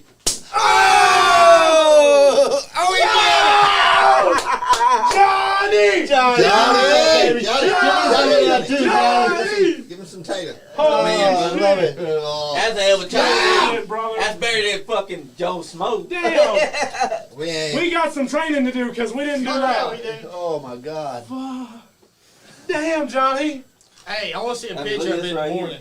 Oh, God, yeah. Oh, in the Oh, morning. God, yeah. In the morning, it's Turn that light Oh, up. yeah. shit, Oh yeah. no, you gotta get the shoulder mark in there. Oh, Damn. Oh, yeah. Oh, my phone's dead. Turn that light off. Oh shit, I got you.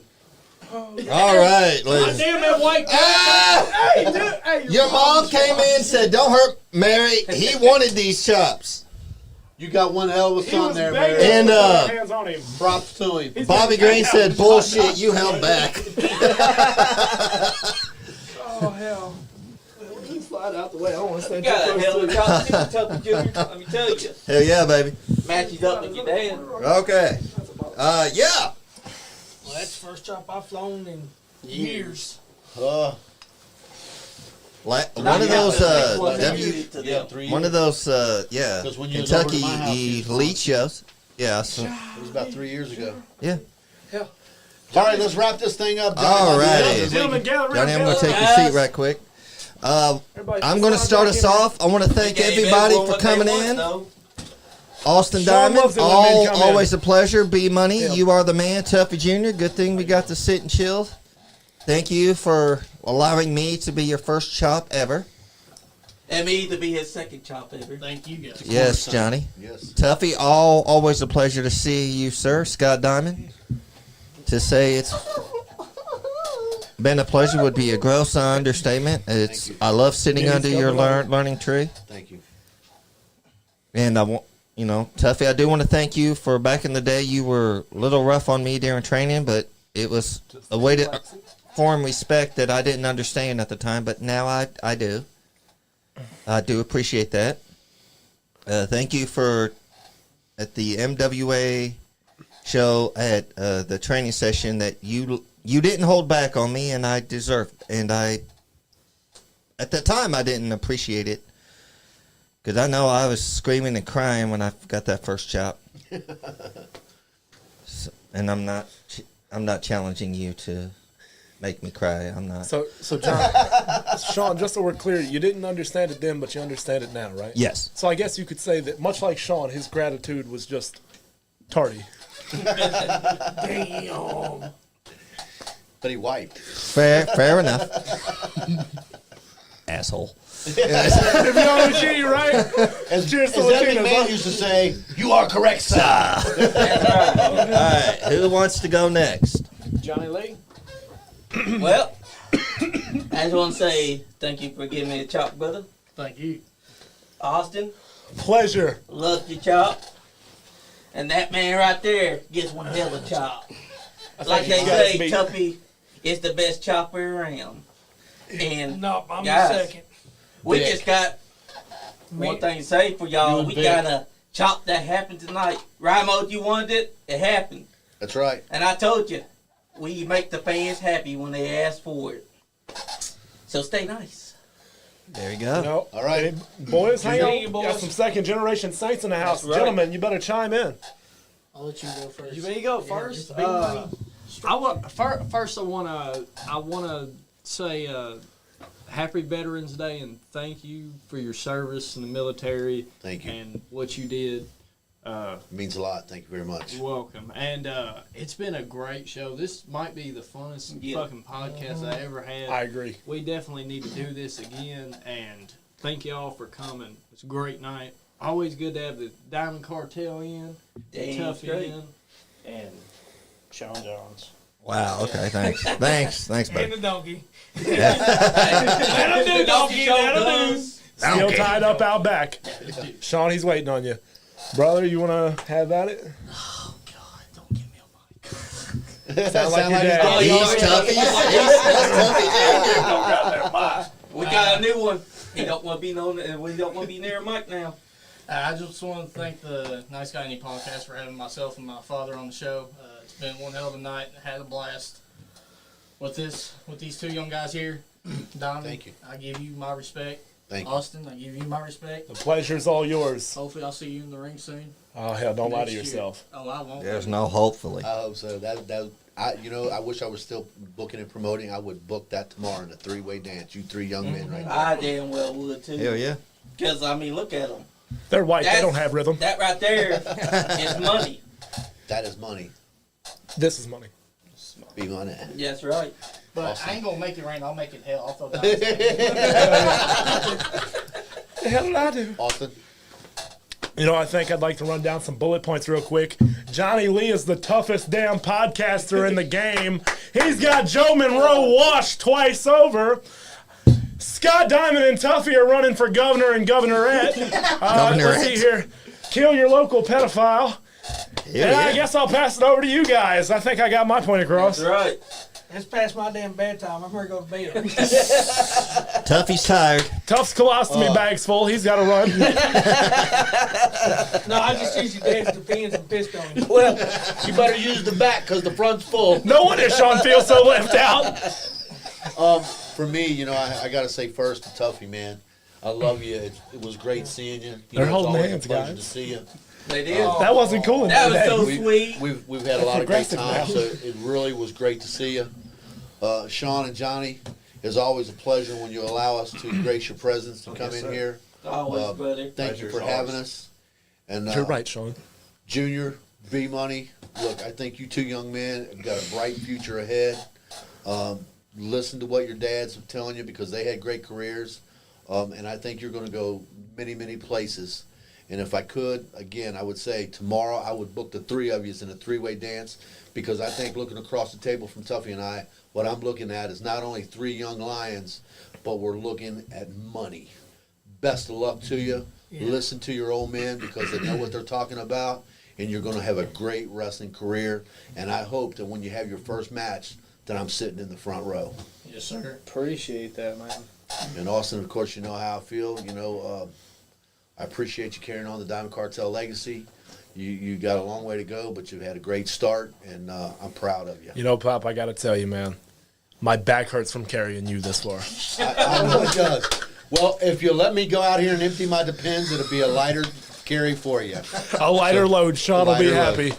Last time he choked on. And with that, wrap it up, Johnny. If you're not having fun, you ain't getting none. Damn, skip it.